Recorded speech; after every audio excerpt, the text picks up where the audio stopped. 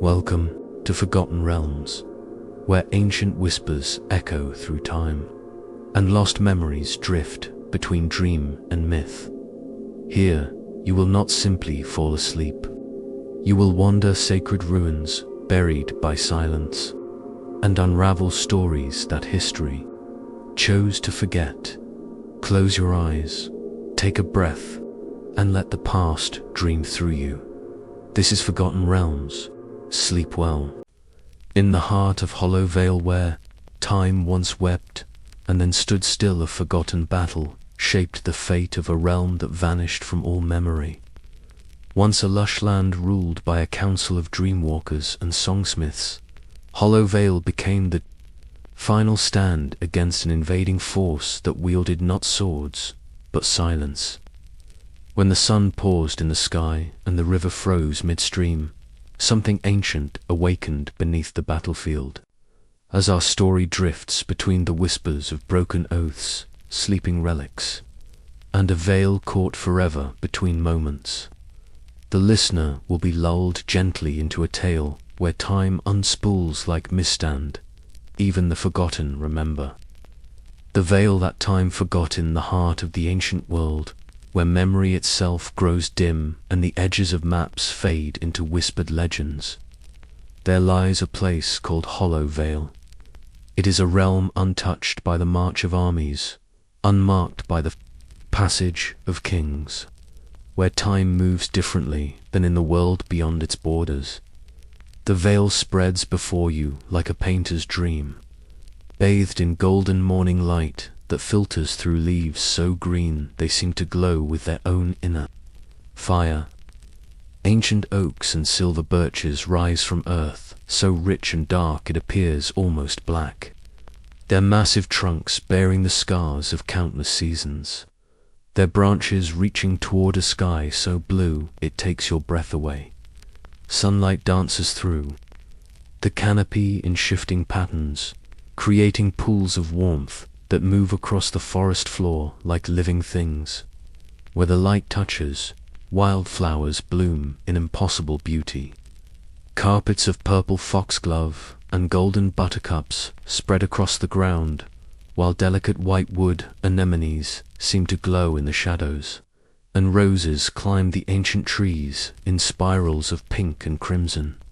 Through this paradise of green and gold, crystal streams wind their way like silver ribbons, their waters singing as they flow over stones worn smooth by ages beyond counting. The sound is music itself, a constant, gentle melody that seems to come from the very heart of the earth. Some brooks babble and laugh as they tumble over small waterfalls, while others whisper secrets as they pool in quiet eddies where trout rise to sip insects from the surface. The air is sweet here, perfumed with the scent of honeysuckle and wild jasmine, of fresh water and rich earth. It moves gently through the trees, carrying with it the songs of hidden birds and the drone of bees heavy with pollen. Everything breathes with life, pulses with an ancient rhythm that speaks of peace, of safety, of a world where harm has never walked. You follow one of the singing streams deeper into the vale, your feet finding soft purchase on moss-covered stones and beds of fallen leaves that release their earthy fragrance with each step. The path is not marked, for paths are not needed here. The land itself guides you, draws you forward with a gentle insistence that feels like coming home as you walk. The music of the water grows more complex, joined by other streams, until you realize you are following not one brook, but many, all converging towards some unseen destination in the heart of the vale. The sound becomes a symphony, each stream adding its voice to a chorus that grows richer and more beautiful with every step. The trees grow larger as you proceed, their trunks so vast that a dozen people holding hands could not encircle them. Their bark is deeply grooved and moss-covered, providing homes for countless small creatures that peek out at you with bright, curious eyes. Squirrels chatter in the branches overhead, while rabbits bound across the path ahead of you, their white tails flashing in the dappled light. Eventually, you emerge into a circular clearing where all the streams seem to converge, forming a small pool so clear you can see every pebble on its bottom. The water is still here, mirror smooth, reflecting the circle of sky visible through the canopy above. Around the pool's edge, the grass grows thick and soft, dotted with flowers that seem to nod in welcome. But it is not the pool that draws your attention. In the center of the clearing, rising from the earth like something born from the Vale itself, stands a bronze sundial of such beauty and craftsmanship that it takes your breath away. The sundial is ancient beyond measure. It's bronze, surface green with patina, yet still gleaming where the sun touches it. The base is carved with intricate patterns that spiral and dance around its circumference, while the face bears markings unlike anything you have ever seen. Runes, perhaps, or symbols from a language that predates all memory. They flow across the bronze in elegant curves and sharp angles, each one carved with such precision that they seem to hold shadows of their own. The gnomon rises from the center, like a bronze finger pointing toward the heavens, its surface also covered in the mysterious markings. As you circle the sundial, the symbols seem to shift and change, though you know this must be a trick of the light. Filtering through the leaves above Dot, you reach out to touch the ancient bronze, and it is warm beneath your fingers, warmed by countless years of sunlight. For a moment, you feel something, a pulse, a vibration, as if the sundial itself is alive. The runes beneath your fingertips seem to whisper secrets in languages you cannot understand, telling stories of ages past and futures yet to come. As you stand there, lost in contemplation of this ancient mystery, you begin to notice that something is changing in the Vale around you. It starts so subtly that you almost miss it. A slight dimming of the bird songs, a gentle slowing of the stream's melody. The change spreads outward from where you stand, like ripples in still water. The butterflies that had been dancing among the flowers begin to settle, their wings folding. As they come to rest, the bees cease their droning, finding places to rest among the blossoms. Even the squirrels in the trees grow quiet, their chattering fading to silence. The streams, which had been laughing and babbling just moments before, begin to flow more quietly, their voices becoming whispers. The water itself seems to move more slowly, as if time is thickening like honey in the comb. The sound of flowing water, which had been the constant heartbeat of the Vale, grows softer and softer until it is barely audible. You notice that the leaves on the trees, which had been rustling and dancing in the gentle breeze, are now perfectly still. Not a single branch sways, not a single leaf moves. The flowers in the meadow stand motionless, their petals frozen as if carved from colored stone. The stillness is not natural, yet it brings no fear. Instead, it feels like the Vale is holding its breath, waiting for something momentous to occur. The very air seems to shimmer with expectation, charged with an energy that makes the hair on your arms stand on end. In this perfect, crystalline silence, you hear the whisper of wings. Looking up, you see a raven descending from the canopy above, its black feathers gleaming like polished obsidian in the filtered sunlight.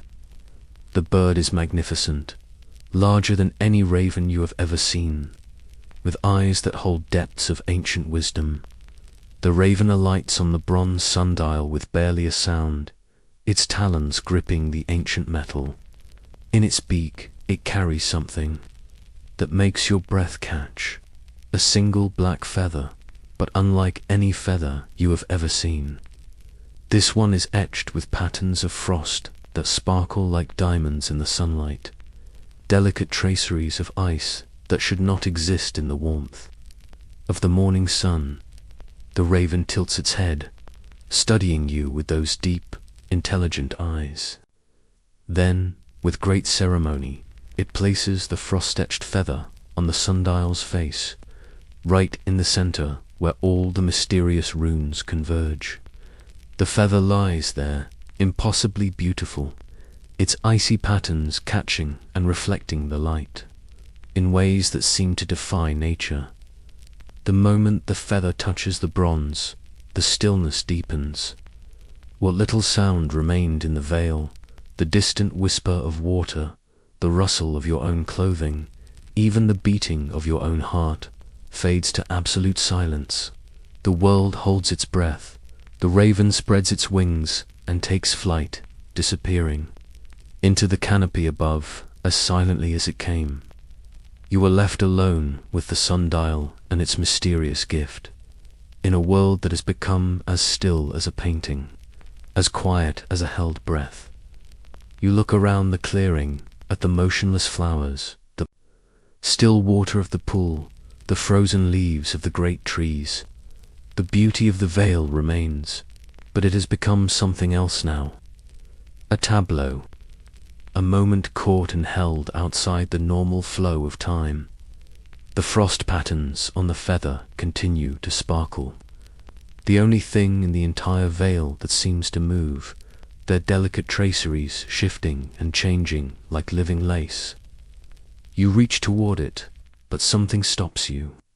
An instinct, perhaps, or a warning whispered by the still air itself. Above you, the sun continues to shine through the canopy, its light as warm and golden as before. The rays slant down through the motionless leaves, creating the same beautiful patterns they always have. Yet something fundamental has changed. The light seems different now, heavier somehow, as if it too is waiting for something to break the spell that has fallen over this timeless place. You turn your face upward, feeling the warmth of the sun on your skin, and realize, with a growing sense of unease, that despite the brightness of the day, despite the golden light that bathes everything in warmth and beauty, there is no movement in the air at all. No breath of wind stirs the leaves. No gentle breeze carries the scent of flowers. The realization settles over you like a blanket of dread. Even as you stand in the perfect beauty of the vale, surrounded by all the wonders that make this place a paradise, something has changed, something fundamental and deep, and you understand with growing certainty that the world you knew, the world of movement and sound and life, may never return. You stand there in the golden light, the frost-etched feather, gleaming on the ancient sundial before you, and despite the warmth that bathes your face and the beauty that surrounds you on all sides, a chill runs down your spine. For you have realized a truth that fills you with quiet dread, and though the sun shone bright, the wind refused to move. The horn that sounded backwards deep in the forgotten places of the world, where time has worn away the names of kings and the memory of great deeds. There stands a tower that once reached toward the heavens with pride and purpose. Now it is but a broken finger of stone, pointing accusingly at the sky that witnessed its fall. The tower rises from a hill covered in wild grass that whispers secrets to the wind. Its stones once fitted so perfectly that not even a blade could slip between them, now gap and crack with age. Mortar has crumbled away, leaving spaces where small birds nest and lizards bask in the afternoon sun. What remains stands perhaps 40 feet high, though once it surely climbed twice that toward the clouds. But it is not the decay of the tower that captures the eye. It is what has claimed it in its ruin. Thorns have wrapped themselves around the ancient stones like the fingers of some great hand, embracing the tower in their deadly grasp. These are not ordinary thorns. They grow thick as a man's wrist at their base. climbing and spiraling around the tower's circumference in endless helixes that seem to pulse with their own dark life. The thorns are black as midnight, their surface gleaming with an oily sheen that reflects light in strange ways. Each thorn is long as a dagger and twice as sharp, curving slightly at the tip like the claw of some primordial beast. They have grown so thick around the tower that the original stone is barely visible, creating a barrier that seems impenetrable. A wall of pain that guards whatever secrets the tower might still hold. Where the thorns have pierced the stone, dark stains spread outward like old blood. The very rock seems to weep where it has been wounded, and strange lichens grow in these places. Phosphorescent fungi that glow with a sickly green light when darkness falls. The air around the tower is thick with the scent of decay and something else, something sweet and cloying that catches in the throat and makes the head swim with half-remembered dreams at the base of the tower. The thorns grow so densely that they form a solid wall, their interwoven branches creating a maze of shadow and sharp edges. Nothing living can approach within 20 paces of the stone without encountering this barrier. Even the grass grows, thin and pale near the tower's base, as if the very earth has been drained of its vitality by whatever presence dwells within. Yet for all its forbidding appearance, the tower calls to you. There is something about its broken silhouette against the sky, something about the way the thorns seem to writhe and shift when viewed from the corner of the eye, that draws you forward despite every instinct screaming warnings of danger. As you circle the tower, looking for some way through the barrier of thorns, you notice that there are patterns in their growth. The spirals they form are not random, but follow some ancient design, as if they were guided by an intelligence that understood geometries lost to mortal minds. In some places, the thorns form archways and corridors, creating a labyrinth within their embrace. In others, they weave together so tightly that they seem like solid walls of black iron. The wind that moves through the thorns creates sounds unlike anything you have ever heard. It is not the simple whistling of air through branches, but something more complex, more musical. The thorns themselves seem to sing, their surfaces vibrating with harmonics that rise and fall in patterns that almost, but not quite, resolve into melodies you recognize. High above, near what must once have been the tower's crown, a single window remains intact. It is narrow and tall, shaped like a blade, and through it you can see nothing but darkness. Yet sometimes, when the light falls just right, you think you see movement within, a shadow passing back and forth, as if someone or something still dwells in that high chamber, waiting with infinite patience for visitors who may never come. The longer you study the tower, the more you become aware of its history written in stone and thorn. This was once a place of power, you realize. The very air around it thrums with residual magic, like the echo of a great bell long after it has ceased ringing. The stones themselves seem to remember their purpose, even as they crumble. The thorns, for all their menace, seem less like invaders and more like guardians, protecting something precious that lies within. As you walk the circumference of the tower, searching for an entrance, you discover that there is indeed a way through the thorns. On the tower's southern face, where the afternoon sun beats down most fiercely, the barrier parts just enough to reveal a narrow passage. The thorns here grow in careful arcs, creating a tunnel barely wide enough for a single person to pass through. The passage curves and turns, following no straight path, forcing anyone who would enter to move slowly and deliberately. You hesitate at the entrance to this thorny corridor. The passage is dark, lit only by the strange phosphorescent glow of the lichens that grow where the thorns have wounded the stone. The air that flows from within carries scents that make your head spin with their intensity. Old incense, dried flowers, something that might once have been spilled wine. And underneath it all, the metallic temps of ancient magic. Taking a deep breath, you step into the passage. The thorns press close on either side, their tips sometimes brushing against your clothing with whispers soft as silk. The path winds inward, following the spiral pattern you observed from outside. And with each step, the air grows thicker, more charged with power. The passage opens suddenly into a circular chamber at the tower's base. Here, the original stone floor is still intact, though covered with years of fallen leaves and the detritus of abandonment.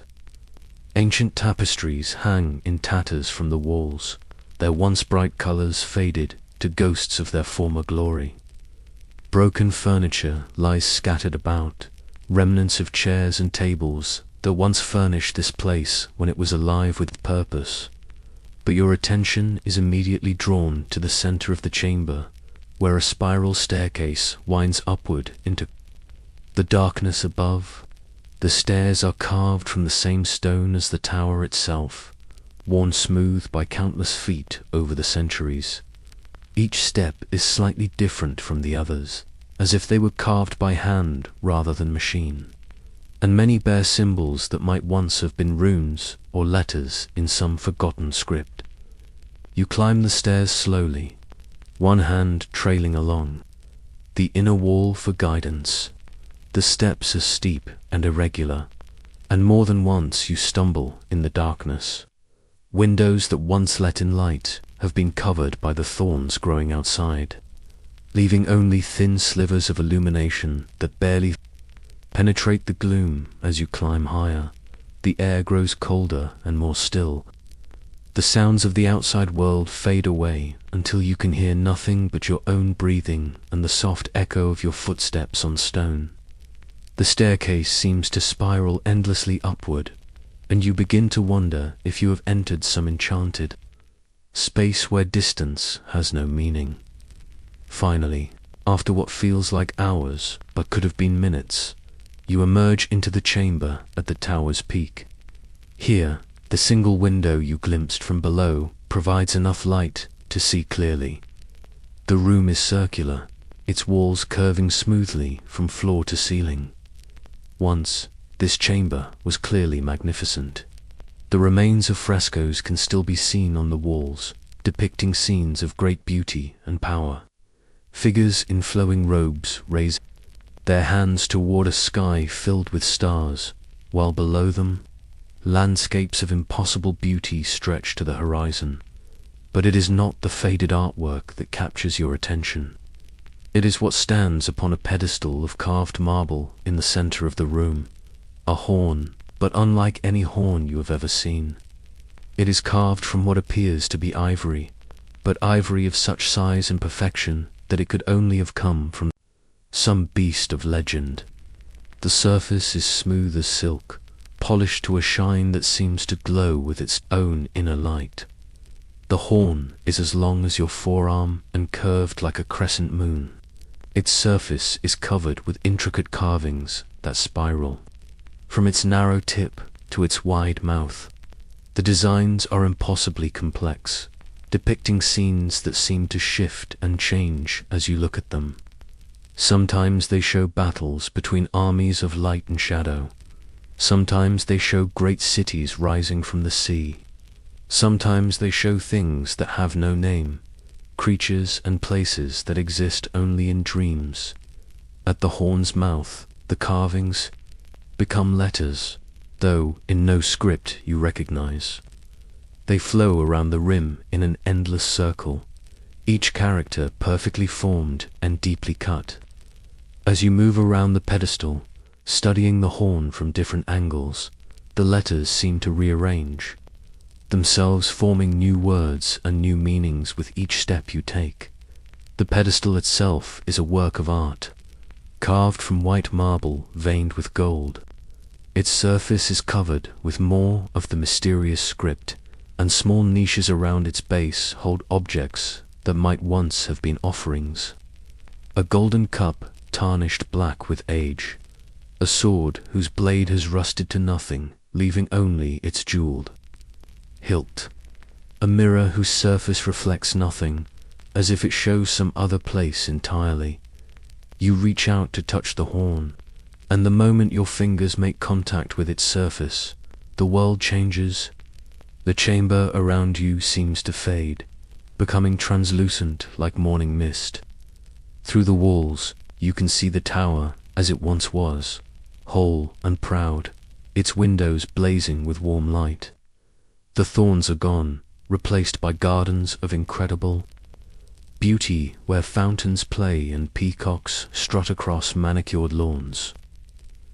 The horn itself seems to pulse with life beneath your touch. You can feel power flowing through it, ancient magic that has waited centuries for someone to awaken it. Without fully understanding why, you lift the horn from its pedestal and raise it to your lips. The moment you draw breath to sound the horn, you hesitate. Something about this feels wrong, as if you were about to unleash forces beyond your comprehension. But the horn calls to you, demanding to be played, and your hesitation crumbles before its insistent pull. You blow into the horn, expecting to hear the clear, bright call that such an instrument should make. Instead, the sound that emerges is like nothing you have ever heard. It begins as a whisper, soft as wind through leaves, but grows in complexity and strangeness with each passing second. The sound is backwards. That is the only way you can describe it. Instead of beginning sharp and clear and then fading, it starts as an echo and builds to a crescendo. Instead of moving forward through time like normal sound, it seems to pull backward, drawing the world with it into memory and dream. As the backwards music fills the chamber, reality begins to shift around you. The broken tower rebuilds itself. Before your eyes, stones flying upward to fill the gaps in the walls, mortar flowing like liquid to bind them together. The faded frescoes bloom with color, their figures moving and dancing as if alive. The furniture that lay broken on the floor below reassembles itself, chairs and tables taking their proper places as if time itself is running in reverse. But it is not just the tower that changes. You feel the horn's power reaching out beyond these walls, calling to everyone and everything within the sound of its voice. And that sound carries far, farther than any normal horn could reach, crossing valleys and hills, penetrating into cities and villages, finding its way into the hearts and minds of all who hear it. Those who hear the horn's call stop whatever they are doing and listen with wonder and growing sadness. For the backwards music carries with it the power to unlock memory, to call forth from the depths of the mind all the moments that have been lost to time. Children remember being held in their mother's arms. Old men recall the faces of friends long dead. Lovers are reunited with the memory of first kisses, first promises, first dreams of the future they would build together. But with memory comes pain. For every joy recalled is also a loss acknowledged. Every moment of happiness brought back by the horn's call is shadowed by the knowledge that it is gone forever. That time flows only forward, that what has been lost can never truly be recovered. The horn's song grows stronger, more complex, weaving through the minds of all who hear it like thread through cloth. It shows them not just what was, but what might have been, the roads not taken, the words not spoken, the chances not seized. It reveals the ghostly outlines of all the futures that were possible but never came to pass. A woman in a distant village sees herself as she might have been if she had married her first love instead of the man her parents chose. A soldier remembers the farm he might have inherited if he had not answered the call to war. A merchant glimpses the artistic life he abandoned in favor of gold and security. The horn's power reaches deeper still, calling forth racial memories, ancestral dreams that sleep in the blood. Humans remember when they lived in harmony with the elder races, when magic flowed through the world like water through a stream. They see themselves as they were in the Golden Age, before the Great Sundering, before the world grew dark and small and ordinary. Even the land itself responds to the horn's call. Ancient forests that were cut down centuries ago shimmer back into existence like mirages. Rivers that were dammed or diverted flow once more in their original courses. The very air grows thick with the ghosts of extinct creatures. Great eagles that once ruled the skies. Lions that stalked through forests of oak and ash. Dragons that slept in mountain caves and dreamed the world into being. As the song reaches its crescendo, the boundaries between past and present dissolve entirely. The tower becomes a nexus where all times exist simultaneously. You stand in the present, surrounded by the ruins of what was, while ghostly figures from the past move through the chamber around you. Some pay you no attention, going about there ancient business as if you do not exist. Others turn to look at you with eyes full of sorrow and recognition, as if they have been waiting for you to arrive for longer than memory can recall. The horn's music begins to fade, but its effects linger. Those who heard its call find themselves changed, marked by the experience of perfect memory. They have seen what was and what might have been, and they understand with crystal clarity all that has been lost in the passage of time. Many weep, overcome by the weight of accumulated sorrow. They mourn not just for their own losses, but for all the losses that the horn has shown them. The civilizations that fell, the species that vanished, the love that withered, the dreams that died. They weep for the golden age that ended, for the magic that faded from the world, for all the bright possibilities that turned to ash. But there is more than sadness in their tears. There is also a strange kind of beauty, a recognition that loss and memory are part of what makes life precious.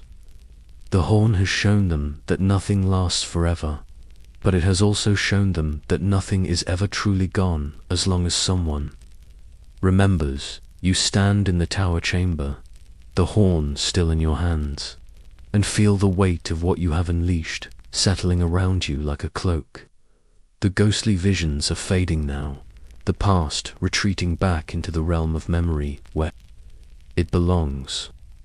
But the knowledge remains. The understanding of how much has been lost and how much remains to be mourned. Outside, the world continues as it always has, but those who heard the horn's call will never be quite the same. They carry within them now the full knowledge of what was and what might have been, a burden of memory that is both blessing and curse. You place the horn back on its pedestal with reverent care. The magic is spent for now, though you sense it will build again over time, waiting for the next soul brave or foolish enough to wake it from its slumber. The tower around you settles back into its ruined state, the thorns reclaiming their hold on the ancient stones. As you make your way back down the spiral stairs and through the passage of thorns, you carry with you the echoes of the horn's song.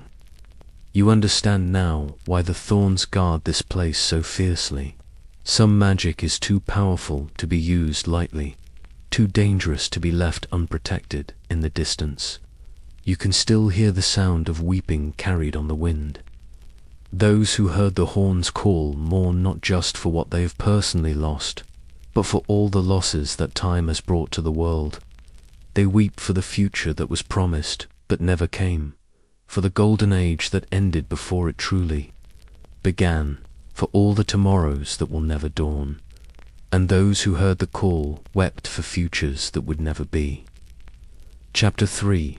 The general who never slept. The war tent hung suspended in amber light, caught between heartbeats like a prayer half-spoken. Quills floated above parchment maps, their tips darkened with ink that would never fall.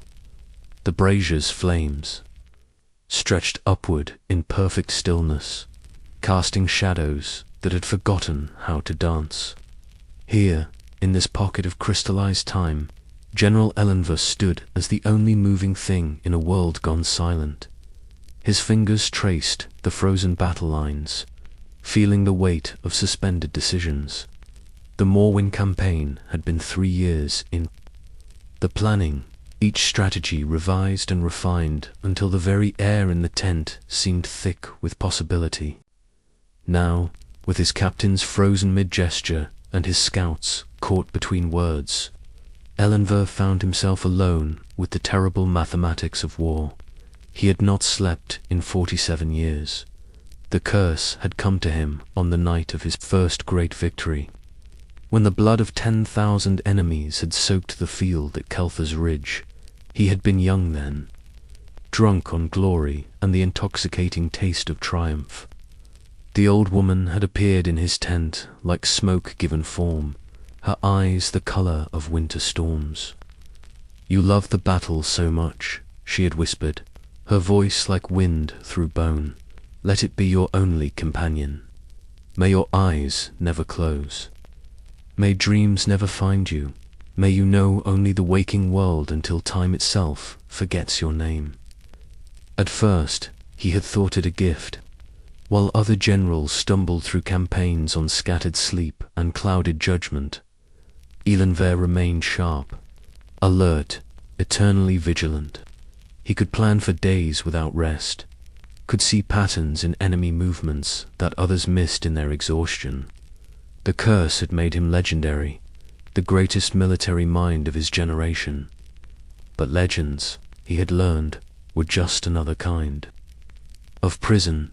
The tent flap stirred slightly, though no wind should have been able to touch it in this frozen moment. Elenver's hand moved instinctively to his sword hilt, muscle memory overriding the impossibility of threat in a world where time had stopped. The movement caught his eye, and he glanced toward the polished surface of his ceremonial shield, propped against the tent's center pole. His reflection looked back at him and raised its hand in greeting. Elenver's own hand remained on his sword. In the shield's surface, his mirror self smiled and stepped forward, pressing its palm against the metal from the inside. The real general stumbled backward, his heart hammering against his ribs with a rhythm that seemed obscenely loud in the perfect silence. "Impossible," he whispered, but the word fell flat in the still air. In this place beyond time, impossibility had become just another tactical consideration. The reflection mouthed something, its lips moving with deliberate precision. Elenver found himself leaning forward despite every instinct screaming at him to flee. The mirror general's mouth formed words that took long seconds to understand. "You cannot run from yourself forever." The shield clattered to the ground, its polished surface reflecting only the tent ceiling. Elenver's breath came in short gasps, his hands trembling with an exhaustion that went deeper than muscle and bone. In 47 years, without sleep, he had seen hallucinations born of fatigue, had wrestled with visions that danced at the edges of his vision. But this was different. This was sharp, clear, undeniably real. He picked up the shield with shaking hands, angling it toward his face. His reflection appeared normal now, mimicking his movements perfectly, wearing the same expression of haunted confusion. But for just a moment, just long enough to make him doubt his sanity.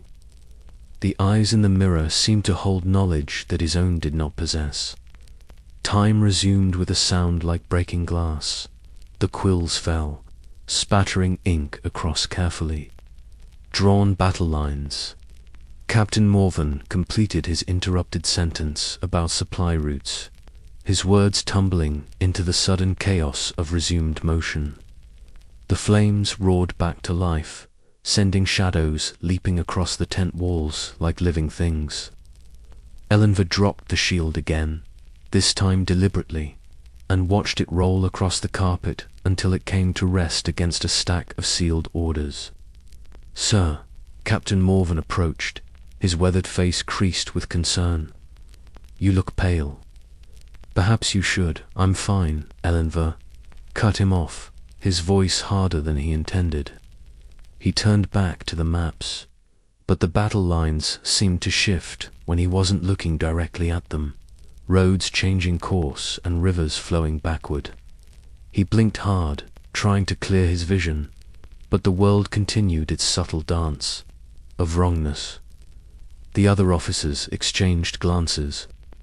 They had served under Elenva long enough to recognize the signs of strain, though none of them fully understood the nature of his burden.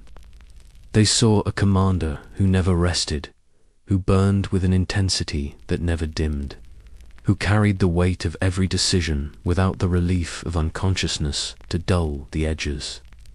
They did not see the deeper truth, that a man who cannot dream begins to dream while awake, and those dreams are rarely kind. The scouts report enemy movement along the Thornwood Pass. Lieutenant Currell offered, spreading a fresh map across the table. "They're massing for something, but we can't determine what." Elenva studied the map, his tired eyes tracing the enemy positions. The lines of battle that had seemed so clear moments before now appeared as chaotic scribbles, meaningless marks on parchment. He had planned this campaign with mathematical precision, had accounted for every variable, every possible move and countermove. But looking at it now, he could see only the futility of it all, the endless cycle of advance and retreat, victory and defeat, the great game of war that consumed everything it touched. "Sir," Captain Morven's voice seemed to come from very far away. "Your orders." Elenva looked up, meeting the expectant gazes of his officers. These men had followed him through a dozen campaigns, had trusted their lives to his sleepless vigilance. They deserved better than a commander who was slowly losing his grip on reality. They deserved a general who could close his eyes and find peace in dreams, who could wake refreshed and ready to face each new day with clarity. Instead, they had him. "Double the watch," he said finally, his voice steady despite the chaos in his mind, "and send word to the cavalry commanders. I want patrols running all night." The officers nodded and began to file out, their voices fading as they dispersed to carry out his orders. Soon, only Captain Morven remained, his loyalty as constant as the northern star. "How long has it been since you've taken proper rest?" the captain asked quietly. "The men are starting to worry." Elenva almost laughed. Rest, as if such a thing were possible for him, as if he could simply lay down his burden and surrender to the darkness that normal men called sleep. The curse had taken that from him, had stolen the simple human comfort of oblivion. "I rest when I can," he lied, turning back to the maps. "There's too much at stake to indulge in luxury." Morven lingered for a moment longer, then sighed and departed, leaving Elenva alone with his thoughts and his maps and the terrible weight of consciousness that never ended. The general stared at the battle plans until the lines began to blur together, until the enemy positions seemed to shift and dance before his eyes like living things. He picked up the fallen shield once more, angling it toward his face with trembling hands. His reflection looked back at him, but something was wrong with the image. The face in the mirror looked rested, peaceful, wearing an expression of serenity that Elenver had not felt in decades. The reflection's eyes were closed. "No, Elimbar," whispered, but his mirror self did not respond. The sleeping face in the shield remained perfectly still, radiating a tranquility that made the real general's chest ache with longing. Here was what he had lost, what the curse had stolen from him: the simple blessing of rest, the gentle surrender to dreams. He reached toward the shield's surface, his fingertips barely touching the polished metal. For a moment, he felt a coolness that seemed to seep into his bones, a whisper of the peace that had been denied to him for so long. The sleeping face in the mirror stirred slightly, lips parting as if about to speak some profound truth. Then the image shattered, fracturing into 1,000 pieces of reflected light.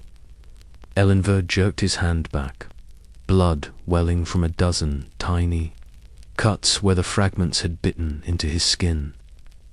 The shield lay broken at his feet, its surface now showing only twisted, fractured glimpses of the tent around him. He sank into his chair, cradling his wounded hand against his chest. The cuts were shallow, but they stung, tiny reminders that even in a world gone mad, pain remained constant. He watched the blood drip onto the maps below, small crimson spots that bloomed like flowers across the carefully drawn battle lines. Outside the tent, he could hear the sounds of the camp settling into its nightly routine.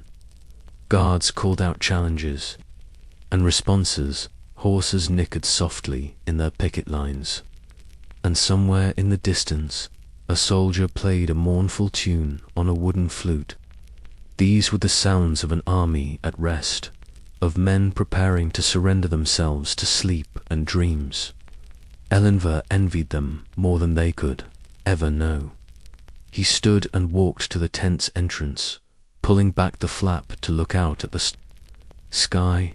The moon hung like a silver coin above the horizon, its light casting long shadows across the camp. In a few hours, the sun would rise and another day would begin. Another day of war and strategy and the endless burden of command.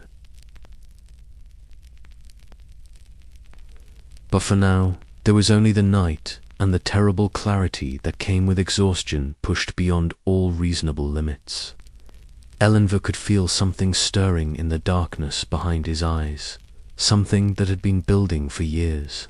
The curse had taken his dreams, but it had not taken his mind's desperate need to create them. And so they grew in the shadows, feeding on fatigue and stress and the accumulated weight of sleepless years.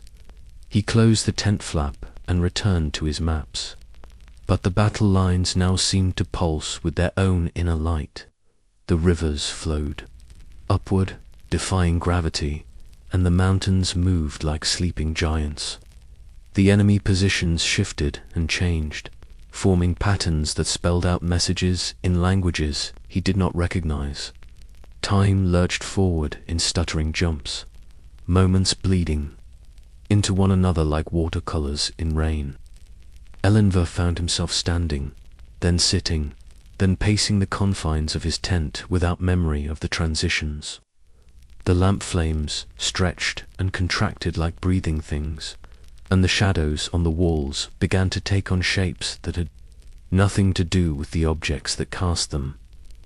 A knock at the tent pole brought him back to something resembling reality. Lieutenant Carroll entered, his face grim with news that Elenver already knew would change everything. "The enemy has moved during the night," the lieutenant reported. "They've abandoned their positions in the pass. Our scouts can't find them anywhere." Nodded, unsurprised. Of course they had moved.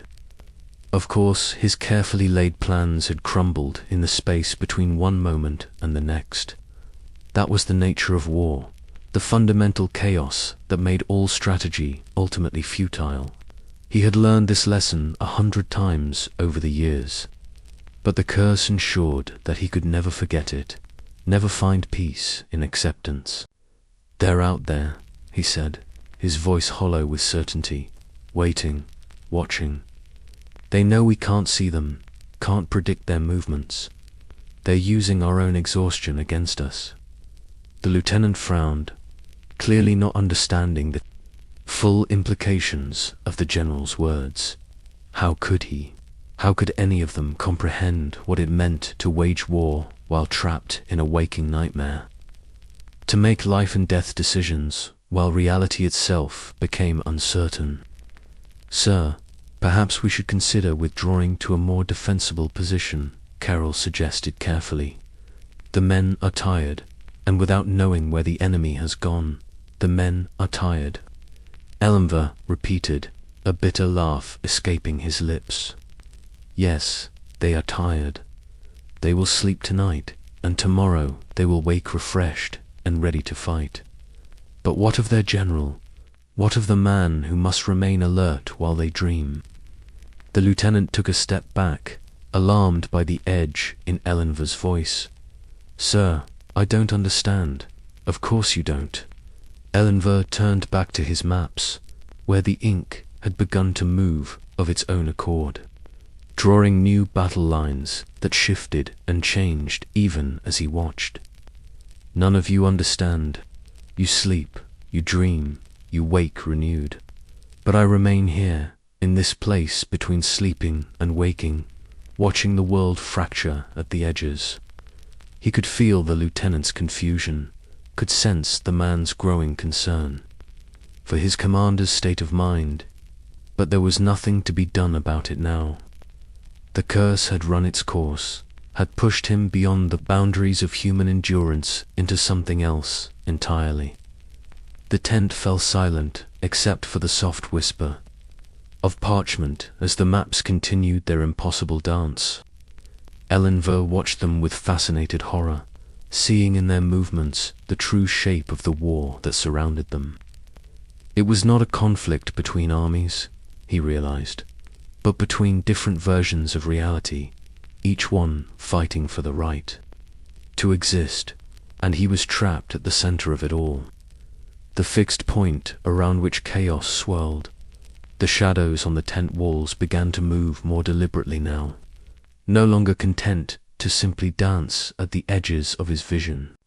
They stretched and flowed like living things, reaching toward him with fingers of darkness that promised rest, promised peace, promised an end to the terrible burden of consciousness.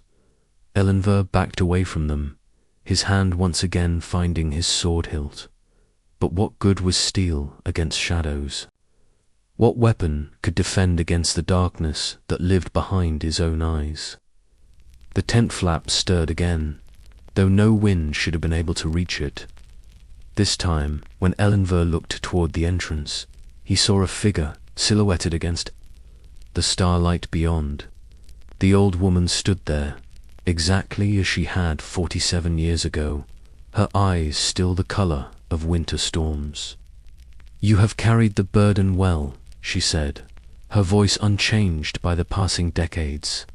But all things must end, even curses. What do you want?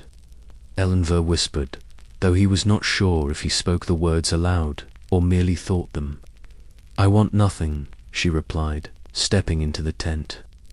The shadows seemed to part before her, bowing like courtiers before a queen. But you have learned the lesson I came to teach. You understand now what it means to love war too much, to make it your only companion. The maps on the table burst into flame, consuming themselves in seconds. The tent walls began to dissolve, revealing not the camp beyond, but an endless battlefield where the ghosts of every soldier Eldmire had ever commanded wandered in eternal confusion. The air filled with the sound of clashing steel and dying men, a symphony of violence that had been playing in his head for decades.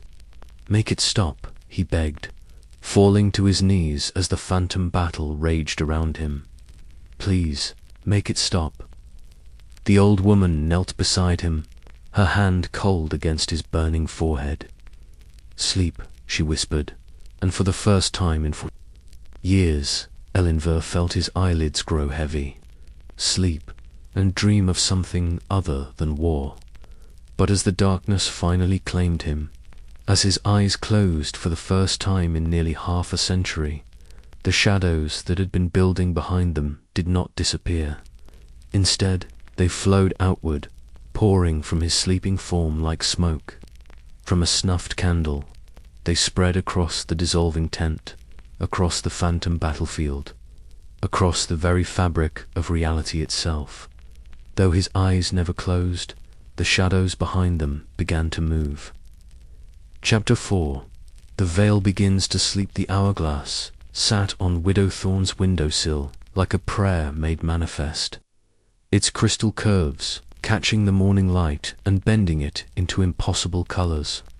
Where sand should have fallen grain by grain, starlight pooled instead liquid silver that moved with the rhythm of distant tides. Each droplet a tiny sun that had forgotten how to burn. Mire Hollow had always been a quiet village, nestled in the valley between the whispering hills like a secret the earth kept close to its heart. But this morning, the quiet had a different quality, deeper and more profound than the usual rural peace. It was the silence of held breath, of time learning to slow its restless pace and settle into something more patient. Martha Thorne watched the hourglass with eyes that had grown heavy, without her noticing. The starlight within seemed to pulse. With her heartbeat, each luminous grain that fell marking moments that stretched like honey in summer air. She had found the hourglass 3 days ago in her garden, half buried beneath the autumn roses, as if it had grown there like some exotic bloom. No memory of where it had come from, no sense of alarm at its impossible contents, only a feeling of rightness, as if she had been waiting for it all her life. Outside her cottage window, the village was beginning its daily routine with movements that grew more languid by the hour. Old Henrik the blacksmith raised his hammer above the anvil in a strike that seemed to take forever to fall, the metal glowing with warmth that painted lazy patterns on the workshop walls. Across the square, Baker Cornelius kneaded dough with hands that moved like they were underwater, each fold and turn a meditation on the simple alchemy of flour and water and time. The starlight in the hourglass caught Martha's attention again, and she found herself leaning closer to the glass.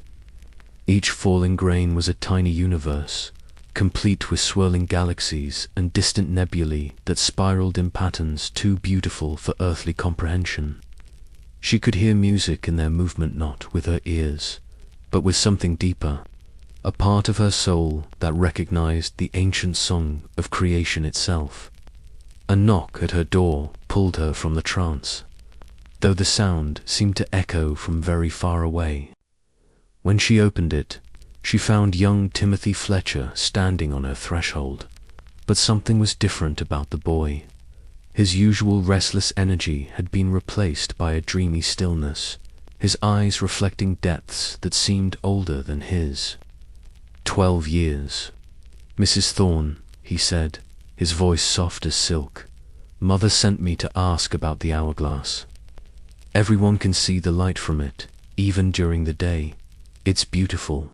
Martha nodded, understanding flooding through her like warm milk. Of course they could see it. Of course the light would call to them. The hourglass wasn't meant to be hidden. It was a beacon, a lighthouse for souls, adrift in the harsh current of waking life. Would you like to see it up close? She asked, though she knew the answer before Timothy's dreamy smile confirmed it. The boy followed her inside, his movements soft and measured. When he saw the hourglass properly, sitting in its pool of impossible radiance on the windowsill, he let out a sound that was part sigh, part song. The starlight responded to his presence, swirling faster, forming patterns that spoke directly to the dreaming part of his mind. It's like all the lullabies my grandmother ever sang, Timothy whispered, reaching toward the glass before catching himself. May I touch it? Martha found herself nodding, though a distant part of her mind, the part that still remembered. Urgency and alarm whispered warnings she could no longer quite hear.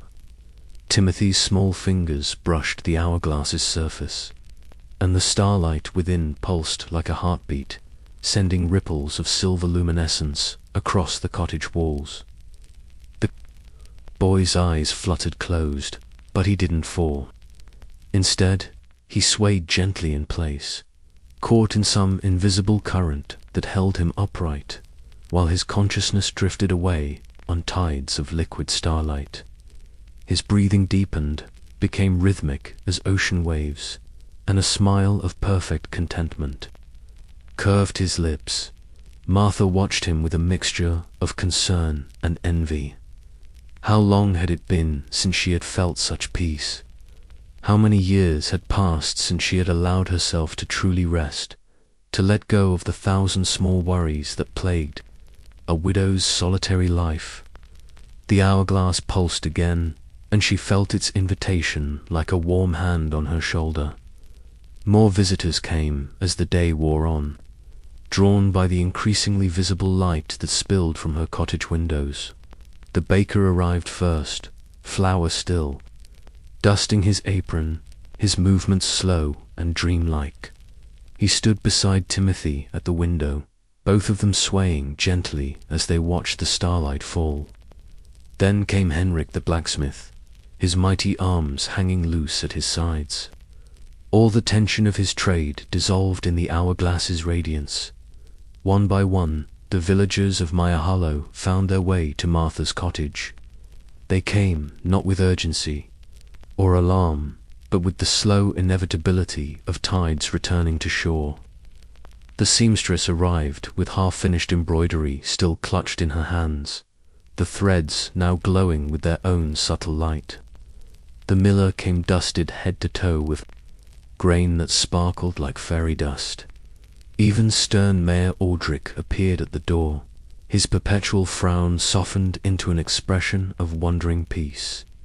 They gathered around the hourglass like pilgrims at a shrine, their breathing synchronized, their hearts beating in harmony with the pulsing starlight.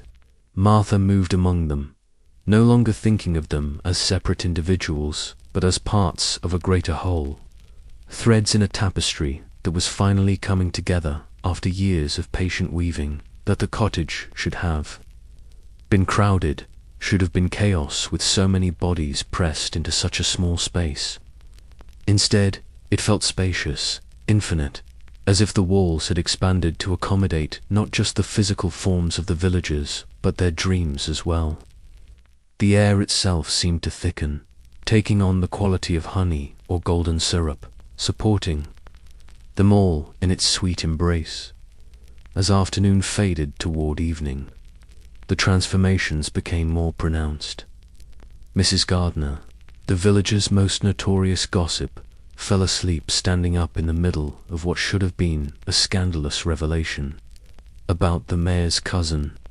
Her words simply trailed off into contented humming, and she swayed gently in place, her eyes closed, her face radiant with inner peace.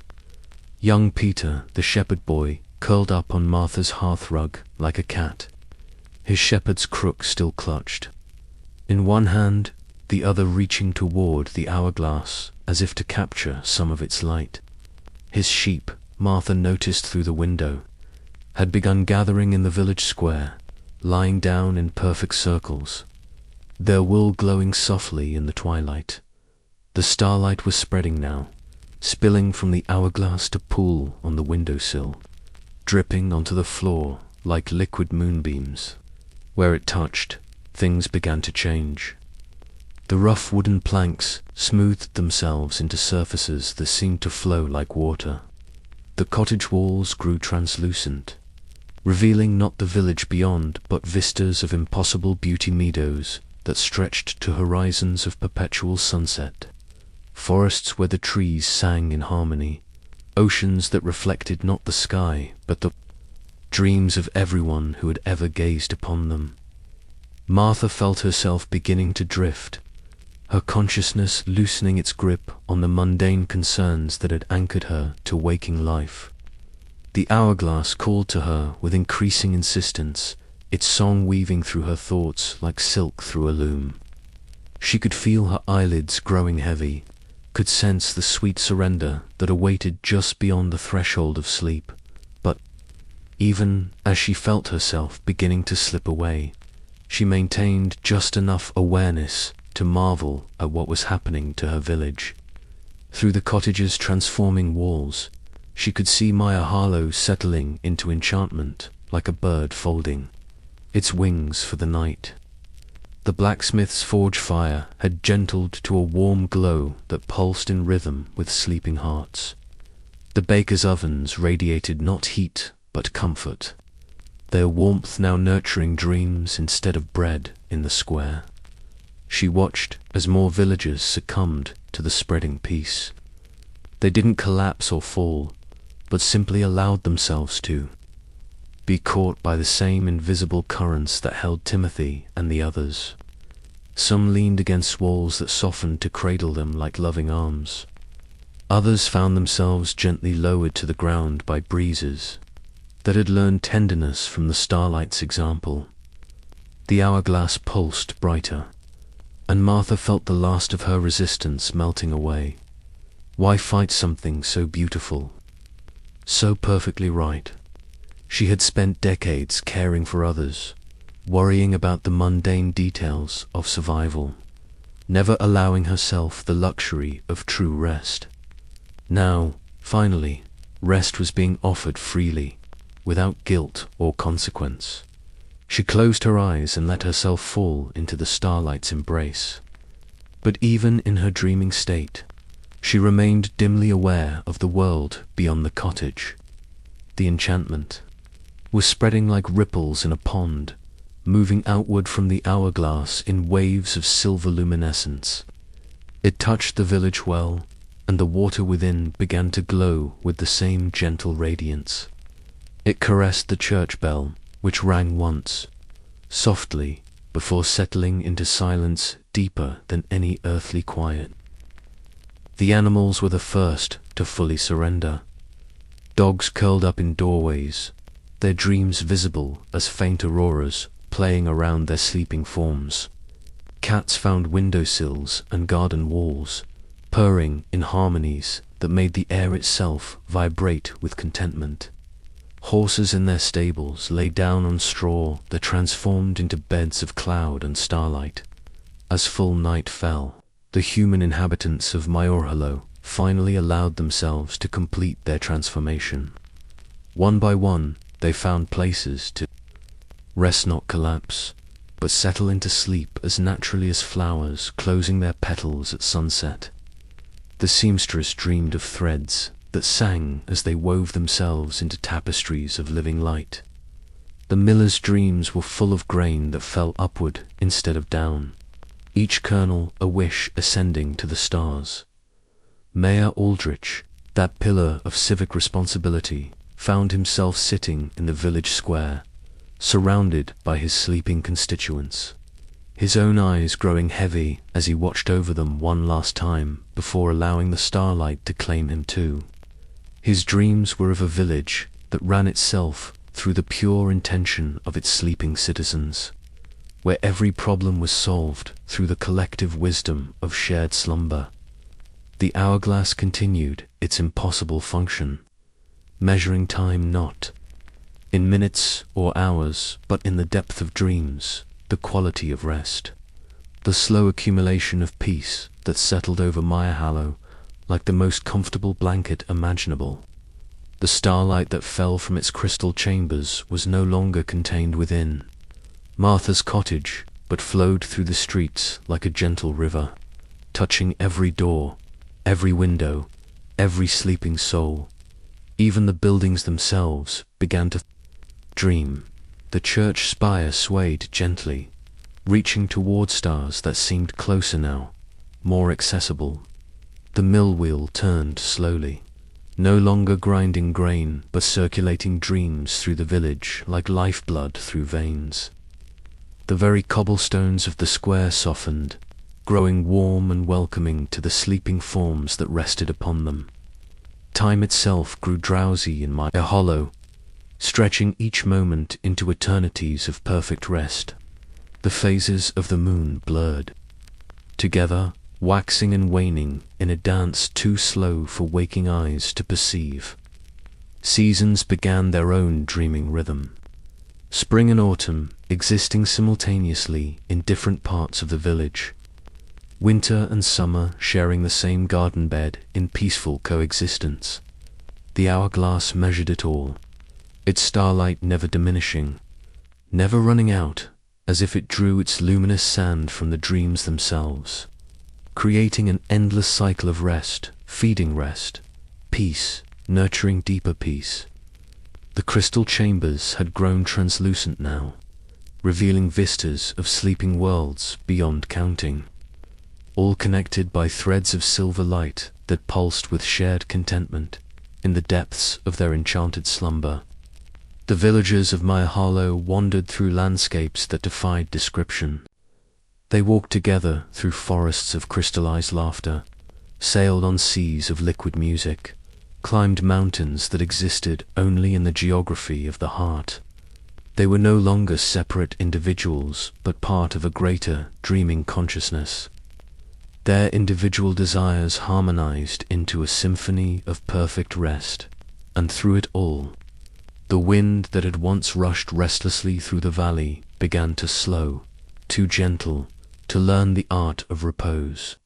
It no longer howled or whistled or rushed about on urgent errands.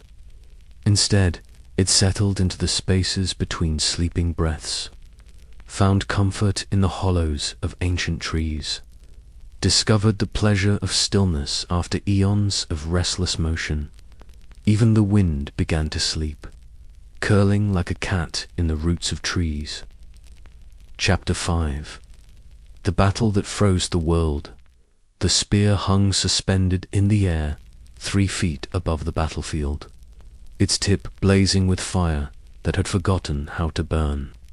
The flames that wreathed the ancient weapon were white-hot, yet cold as winter.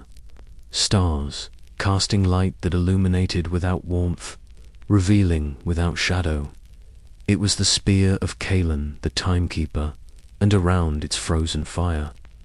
The greatest battle in the history of the realm had ground to a halt with the grinding finality of clockwork running down. 10,000 warriors stood motionless in the valley of Ashanmore, caught between heartbeats like insects in amber. The Crimson Legion of the Northern Kingdoms faced the Silver Host of the Southern Realms in a tableau of violence that would have been magnificent in its terror, had there been anyone left to witness it with eyes that could still move. Commander Thane Blackwater of the Crimson Legion stood with his sword raised high, his war cry frozen on his lips, his eyes blazing with the fury of a man who had dedicated his life to this single moment of decisive battle. Across the field, Marshal Lyra, Stormwind of the Silver Host, had her own blade extended in a thrust that would never complete. Her face a mask of grim determination carved from living stone. Between them, the common soldiers of both armies hung, in poses of eternal combat, spears thrust toward hearts they would never pierce. Arrows hung motionless in the air, their fletching perfect and still.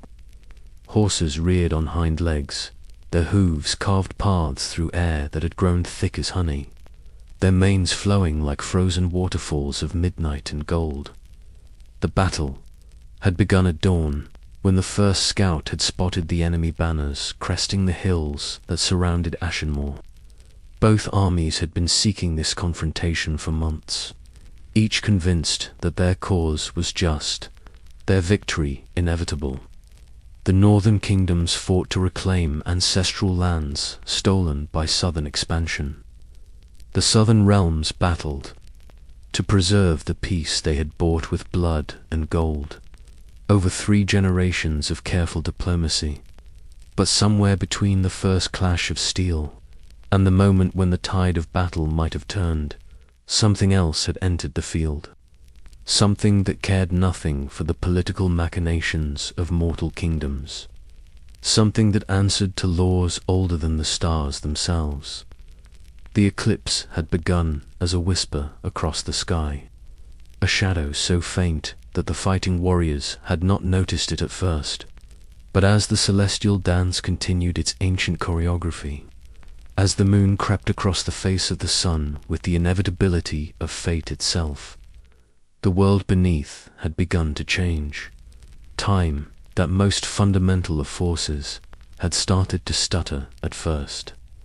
It was barely perceptibly a sword stroke that took a fraction of a second too long to complete, a war cry that stretched like taffy in the morning air. But as the eclipse deepened, as more of the sun's face disappeared behind the moon's dark passage, the effects became more pronounced. Warriors found their movements growing sluggish, their thoughts becoming dreamlike and strange. The spear of Kalen had appeared when the eclipse reached its halfway point, materializing above the battlefield, like a star falling upward.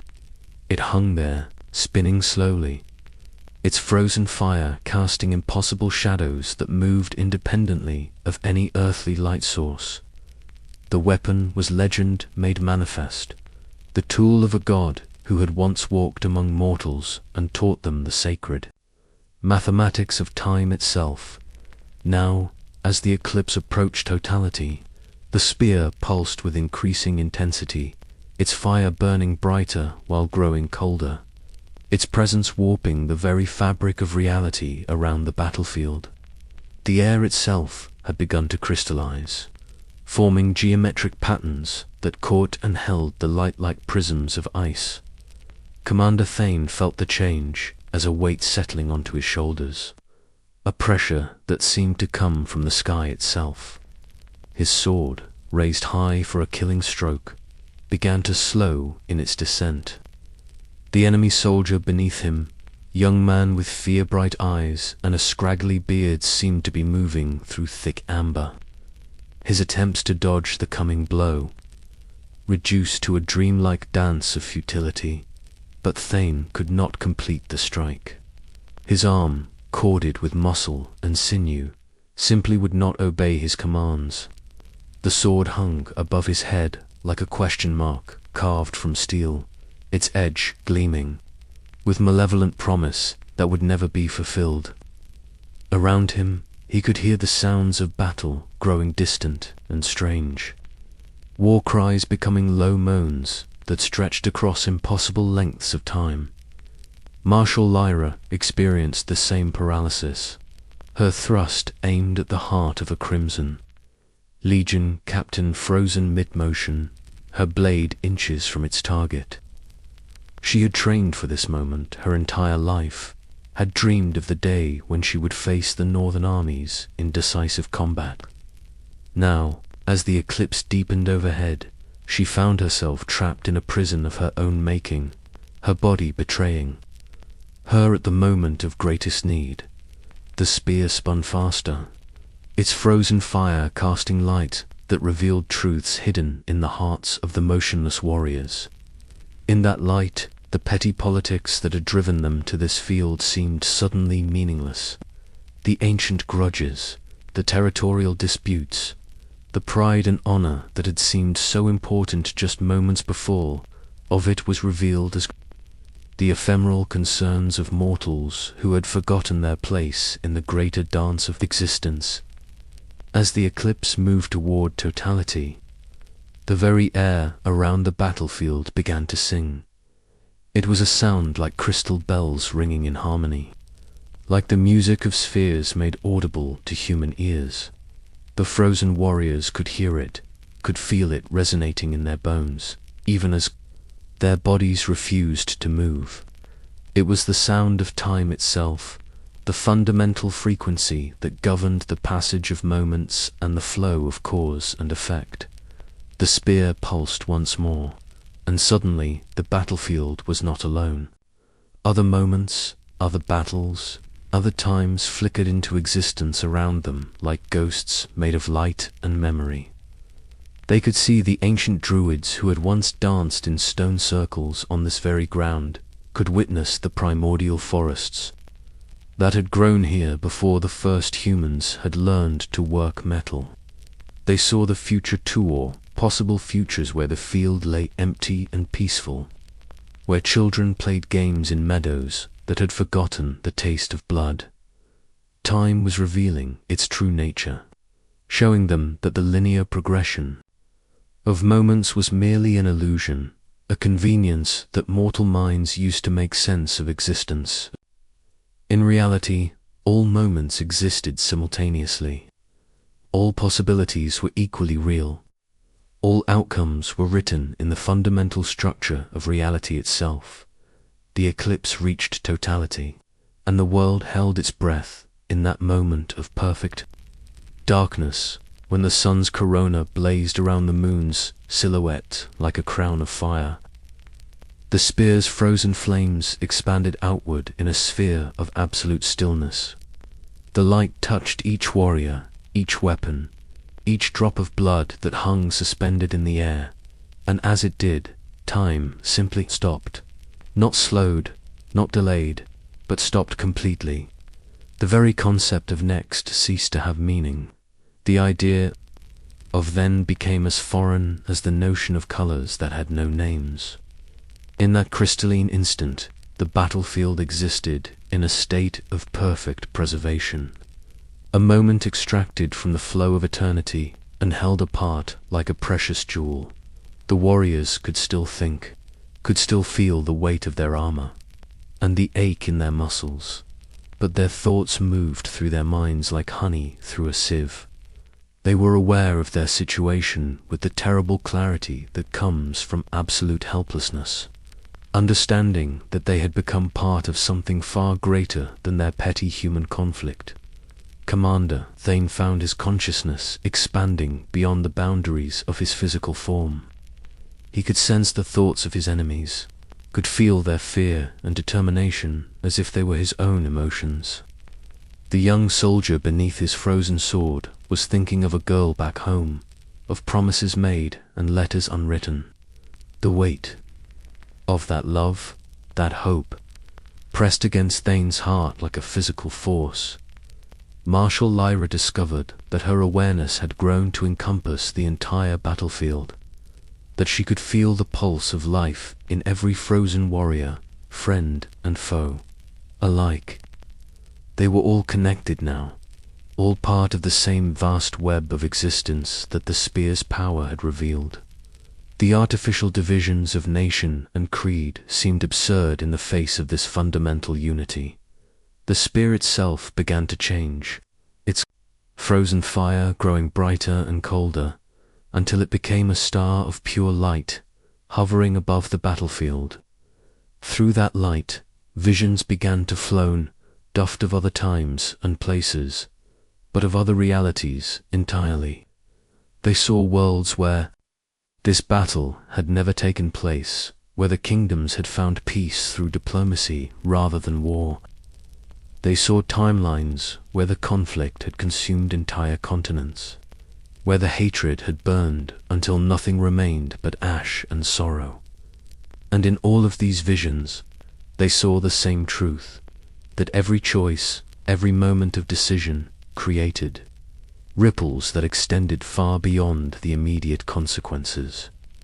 The battle they had thought was about territory and honor was revealed to be about something far more profound, the fundamental question of whether humanity would choose creation or destruction, unity or division, love or fear.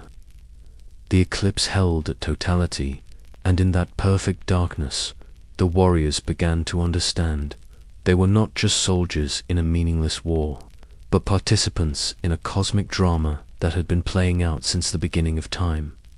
Their choices, their actions, their very thoughts were part of a vast symphony of existence that encompassed all things, all moments, all possibilities. The spear pulsed once more, and suddenly the battlefield was filled with light, that was not light, sound that made no noise, presence that occupied no space. It was the essence of time itself, the fundamental force that governed the universe. And it was speaking to them in a language older than words. They understood, finally, that time was not a river flowing in one direction, but an ocean in which all moments existed simultaneously. The past was not gone, the future was not yet to come. Everything was happening now, had always been happening, would always be happening. The battle they fought was eternal, but so was the peace that could replace it. The choice was theirs, but the choosing was outside of time, beyond the reach of ordinary causation. As this knowledge flooded through them, the warriors felt their individual selves beginning to dissolve, not destroyed, but expanded, merged with the greater consciousness that the spear had revealed. They were no longer separate beings, driven by separate desires, but facets of a single diamond of awareness that encompassed all possible outcomes of their conflict. The frozen fire of the spear began to dim, its light growing softer and more diffuse. The eclipse was ending, the moon beginning its slow journey away from the sun's face. But the change that had been wrought in the moments of totality was permanent, irreversible. The battlefield would remain frozen not because time had stopped, but because the warriors had transcended the need for linear time altogether. In the growing light of the returning sun, the spear began to fade, its form becoming translucent, ethereal, but its influence remained, holding the battlefield in perfect stasis, preserving the moment of transcendence for all eternity. The warriors stood like statues, their forms perfect and still, but their consciousness had expanded beyond the boundaries of individual existence. The eclipse passed, the sun blazed free once more, and the world beyond the battlefield resumed its normal flow. But Ashenmore had become something else, a place outside of time, a monument to the moment when humanity had glimpsed its true nature, and chosen to step beyond the cycle of violence that had defined its history.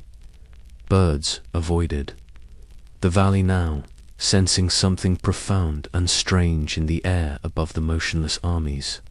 Travelers who approached the battlefield found themselves turning away without understanding why, as if some instinct warned them that what lay ahead was too powerful, too pure for mortal comprehension. The spear hung in the air, its frozen fire, now barely visible, a whisper of light that spoke of mysteries beyond human understanding. Around it, the warriors maintained their eternal poses, but they were no longer fighting. They were participating in something far more important, demonstration of the truth that lay at the heart of existence itself. Time flowed around them, like water around a stone, unable to touch them, unable to change them. They had become part of the eternal now, the moment that exists outside of moments, the peace that surpasses all understanding. The battle was over, but it had never really begun. The war was ended, but it had never really started. In the perfect stillness of the frozen battlefield, all contradictions were resolved, all conflicts transcended.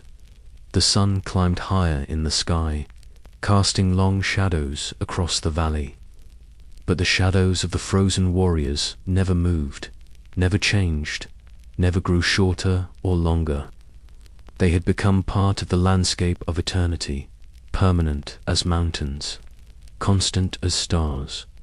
And in the growing silence of the valley, as even the insects seemed to hold their breath in the presence of such profound stillness, time itself began to feel the weight of what had transpired. The fundamental force that governed all existence found itself humbled by the demonstration of transcendence it had witnessed. The spear flickered once more, its frozen fire pulsing with a rhythm that matched the heartbeat of the universe itself. And in that pulse, in that moment of perfect synchronization between the cosmic and the personal, something extraordinary happened. And then, time forgot to breathe. Chapter 6. The root that held time still, the heartwood of Eldmire, rose from the earth like a cathedral built by gods who had forgotten the limitations of mortal architecture.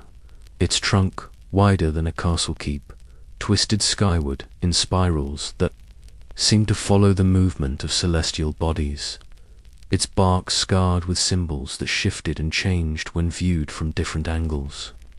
The tree was ancient when the first humans had discovered fire, old when the stars themselves had been young, and now it stood as a living monument to the persistence of life in a world where time itself had begun to fracture. Young Elian Whiteheart had been 7 years old when he first glimpsed the tree through the morning mist, small enough to slip through the fence that marked the boundary between his village and the forbidden grove. The adults spoke of the heartwood only in whispers, their voices carrying the weight of legends too dangerous to repeat in full daylight. They said it was the first tree, the root from which all other forests had grown. They said it remembered the songs that had called the world into being, that its leaves whispered secrets that could drive mortals mad with understanding.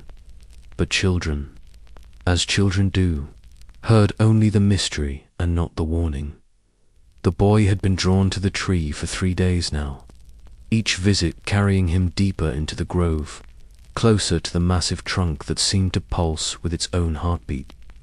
He could feel it calling to him, not with words, but with something deeper, a resonance that made his bones hum and his thoughts grow quiet.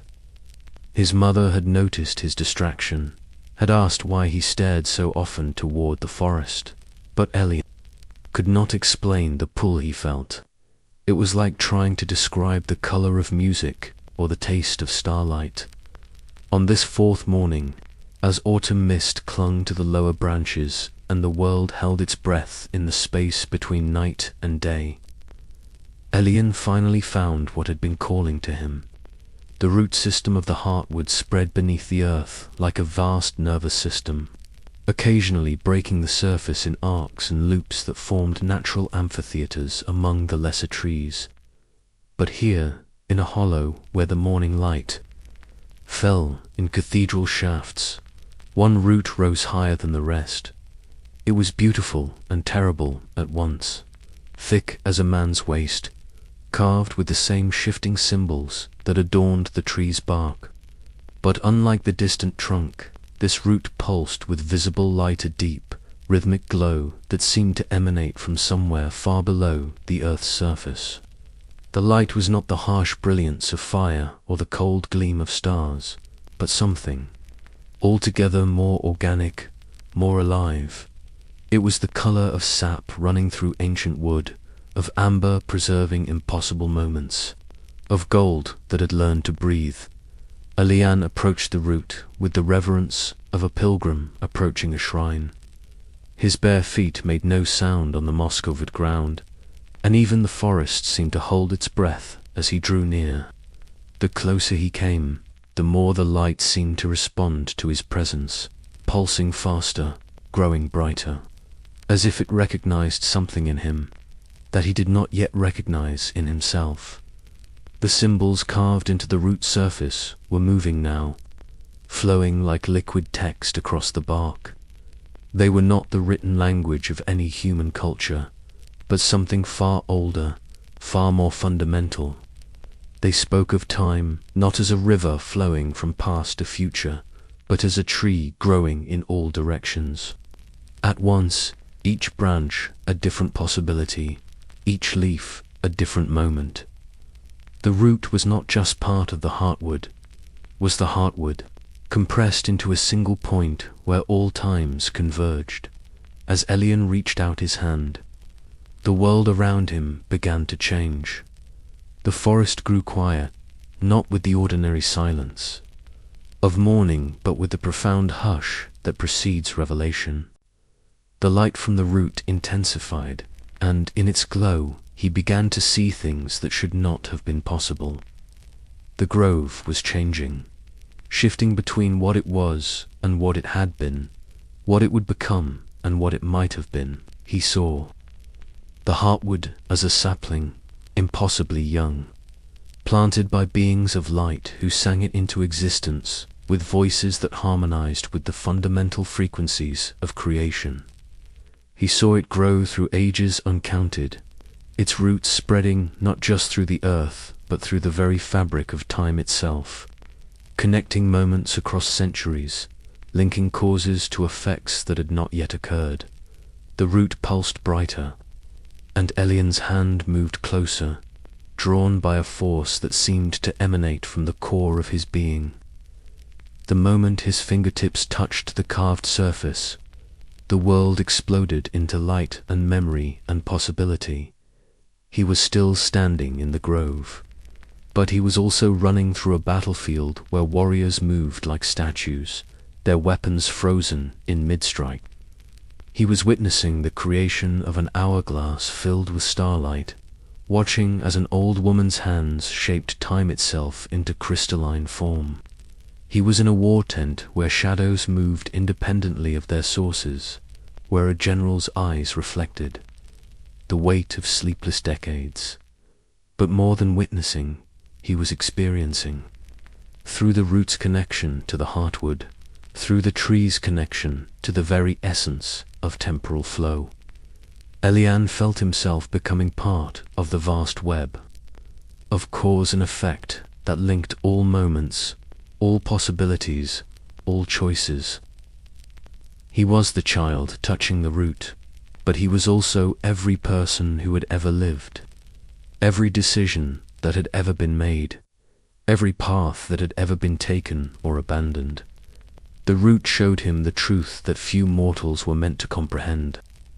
That time was not a linear progression, but a living thing, a vast organism of which the heartwood was the heart and the root was the nerve center. Every moment that had ever existed was connected to every other moment, forming a network of such complexity that even the gods themselves struggled to understand its full implications. Through this network, Elian saw the spreading disturbance that had begun to affect the realm. The frozen battlefield was not an isolated incident, but part of a larger pattern, a web of temporal disruptions that were threatening to tear apart the very fabric of reality. The general who could not sleep, the village falling into enchanted slumber, the warriors trapped in eternal battle, all of these were symptoms of a deeper malaise, a sickness in time itself that was spreading like an infection through the root, the system of existence. But as the visions flowed through him, Elian began to understand that he was not just witnessing these events, he was part of them. The root had not called to him randomly. It had chosen him, recognized in him something that was necessary for the healing that must come. He was young, unburdened by the weight of years and the accumulated cynicism of age. His mind was flexible, capable of accepting truths that would drive older, more rigid souls to madness.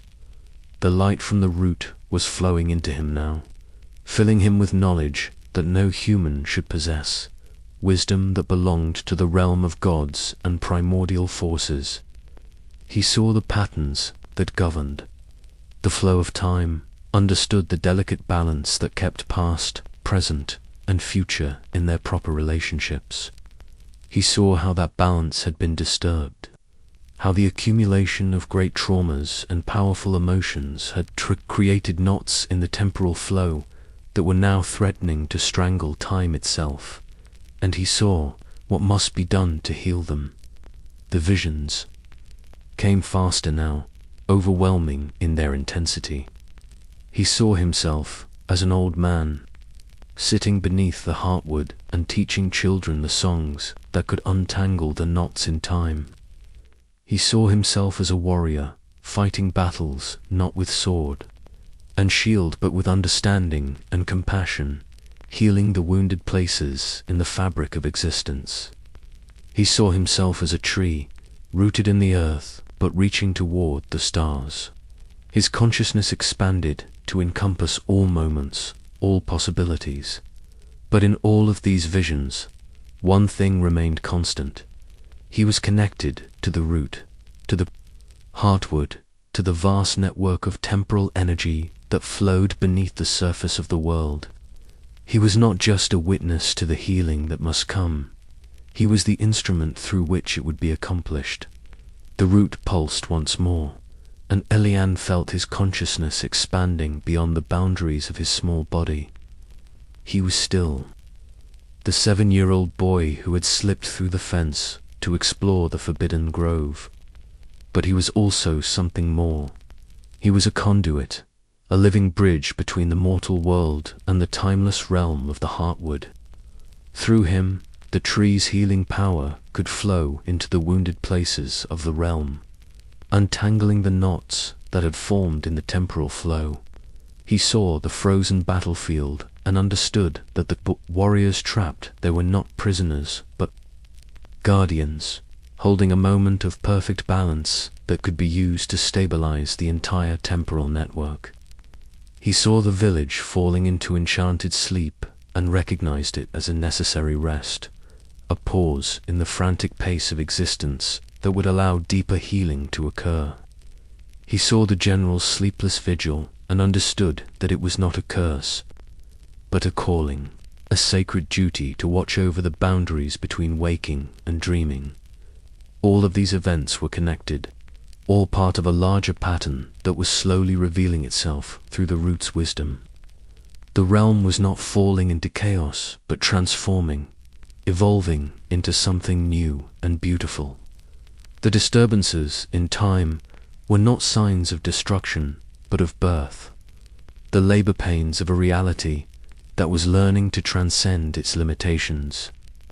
Through the root's connection to the heartwood, Elian felt the tree's ancient patience, its profound understanding of the cycles that governed existence. The heartwood had seen worlds rise and fall, had witnessed the birth and death of stars, had endured through changes that would drive mortal minds to despair. It knew that all things passed, that all wounds healed, that all knots could be untangled given sufficient time and wisdom. But it also knew that sometimes healing required action, sometimes the natural flow of time needed to be guided, shaped, directed toward wholeness. And for that, it needed a human agent, someone who could bridge the gap between its timeless wisdom and the immediate needs of the mortal world. The light from the root began to fade, but Elian felt no sense of loss. The connection had been established, the knowledge transferred, the calling accepted. He was no longer just a curious child, but a keeper of ancient wisdom, a guardian of the temporal flow, a bridge between worlds. The root had chosen him, and he had chosen to accept the responsibility that came with such a gift as the grove returned to its normal state. As the visions faded and the ordinary world reasserted itself, Elian found himself changed in ways that would take years to fully understand. He was still small, still young, still the boy who had climbed through a fence to explore a forbidden place. But he was also something more, something that had been touched by the eternal, and marked for a purpose that would unfold over the course of a lifetime. He could feel the root's presence within him now, a warm glow that pulsed in rhythm with his heartbeat. Through it, he remained connected to the heartwood, to the vast network of temporal energy that flowed beneath the surface of the world. He could sense the disturbances in time, could feel the places where healing was needed, could understand the patterns that governed the flow of cause and effect. But most importantly, he could feel the hope that ran through the root system like sap through a tree. The realm was not doomed, was not falling into irreversible chaos. It was transforming, evolving, learning to exist in harmony with forces that had always been present, but never acknowledged. The knots in time could be untangled, The wounds in reality could be healed. The balance between past and future could be restored. It would take time, years, perhaps decades, but Elian now understood that time was not the enemy. Time was the medium through which all healing occurred, the canvas on which all transformation was painted, and he was now part of that process, a living thread in the tapestry of existence, connected to every other thread, every other moment, every other possibility. The sun climbed higher in the sky, and Elian knew that his mother would soon be looking for him, wondering where her son had gone so early in the morning. He would return to the village, would resume his life as a normal child, would grow and learn and play as all children do. But he would also carry within him the knowledge of the root, the wisdom of the heartwood, the understanding of his role. In the great work of healing that lay ahead, he took one last look at the root, now dim and ordinary seeming in the morning light, but he could still feel its presence, still sense the vast network of connections that it represented. He was part of that network now, a living node in the system that governed the flow of time itself. As he turned to leave the grove, Elian felt a strange sensation, as if he were moving through multiple dimensions simultaneously. His small feet carried him along the forest path, but his consciousness traveled through corridors of time, visiting the past and future, exploring possibilities that stretched beyond the boundaries of any single lifetime. He did not move, yet he traveled farther than any king. Chapter 7. The song of the frozen Valthebard's name was Selim Songweaver, and he had been walking the silent roads for 7 days when he came upon the vale where the great battle had frozen. The wind had died somewhere behind him, leagues ago, as if it too had grown weary of carrying the weight of the world's sorrows.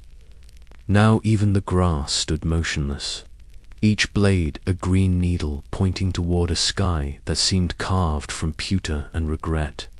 He had heard the stories, of course. Every tavern from the Copper Hills to the Singing Marshes buzzed with tales of the impossible battlefield where 10,000 warriors stood trapped in eternal combat. But stories were merely echoes of truth, and Selim had learned long ago that echoes could lie. It was only when he crested the final hill and saw the vale spread below him like a vast amphitheater of silence that he truly understood what the world had lost. The warriors stood exactly as the tales described, poised between heartbeats, caught in moments that had forgotten how to pass. Their armor gleamed with a luster that never dulled. Their weapons held edges that would never grow dull. They were beautiful in their stillness, terrible in their perfection, like statues carved by a master sculptor who had captured not just their forms but the very essence of their souls. But Selim heard what others had missed. Where most visitors to the vale heard only the oppressive weight of silence, the bard's trained ears caught something else entirely. The stones beneath his feet hummed with barely audible harmonies. The frozen spears vibrated with frequencies too low for ordinary perception. The very air shimmered with musical possibilities, as if the entire battlefield had become a vast instrument waiting for someone skilled enough to play it. He descended into the vale with the reverence of a pilgrim, approaching a shrine, his weathered lute case hanging from his shoulder like a holy relic. At 63, Selim had seen enough of the world to know that some places demanded more than mere observation, they required participation. The frozen battlefield was such a place, he realized. It was not just a monument to violence interrupted, but a song that had been cut off mid-verse, leaving its melody incomplete and aching as he walked among the motionless warriors. Selim could feel their trapped dreams pressing against the boundaries of their crystallized forms. Here was a young soldier whose heart still beat with thoughts of home, his consciousness locked in memories of wheat fields, golden under summer sun. There stood a grizzled veteran whose dreams were full of battles already fought, victories already won, defeats already mourned. Each warrior carried within them a lifetime of songs, lullabies their mothers had sung, drinking songs shared with comrades, work songs that had made long marches bearable, all of it trapped, all of it silent, all of it waiting. Selim found himself drawn to the center of the battlefield, where the space between the two armies created a natural stage. The ground here was different somehow, resonant in a way that made his bones ache with recognition. This was where the great song had been, building where the crescendo of 10,000 voices raised in battle cry had been frozen at its peak. The very earth remembered that sound, held it like a mother holds the memory of her child's first word.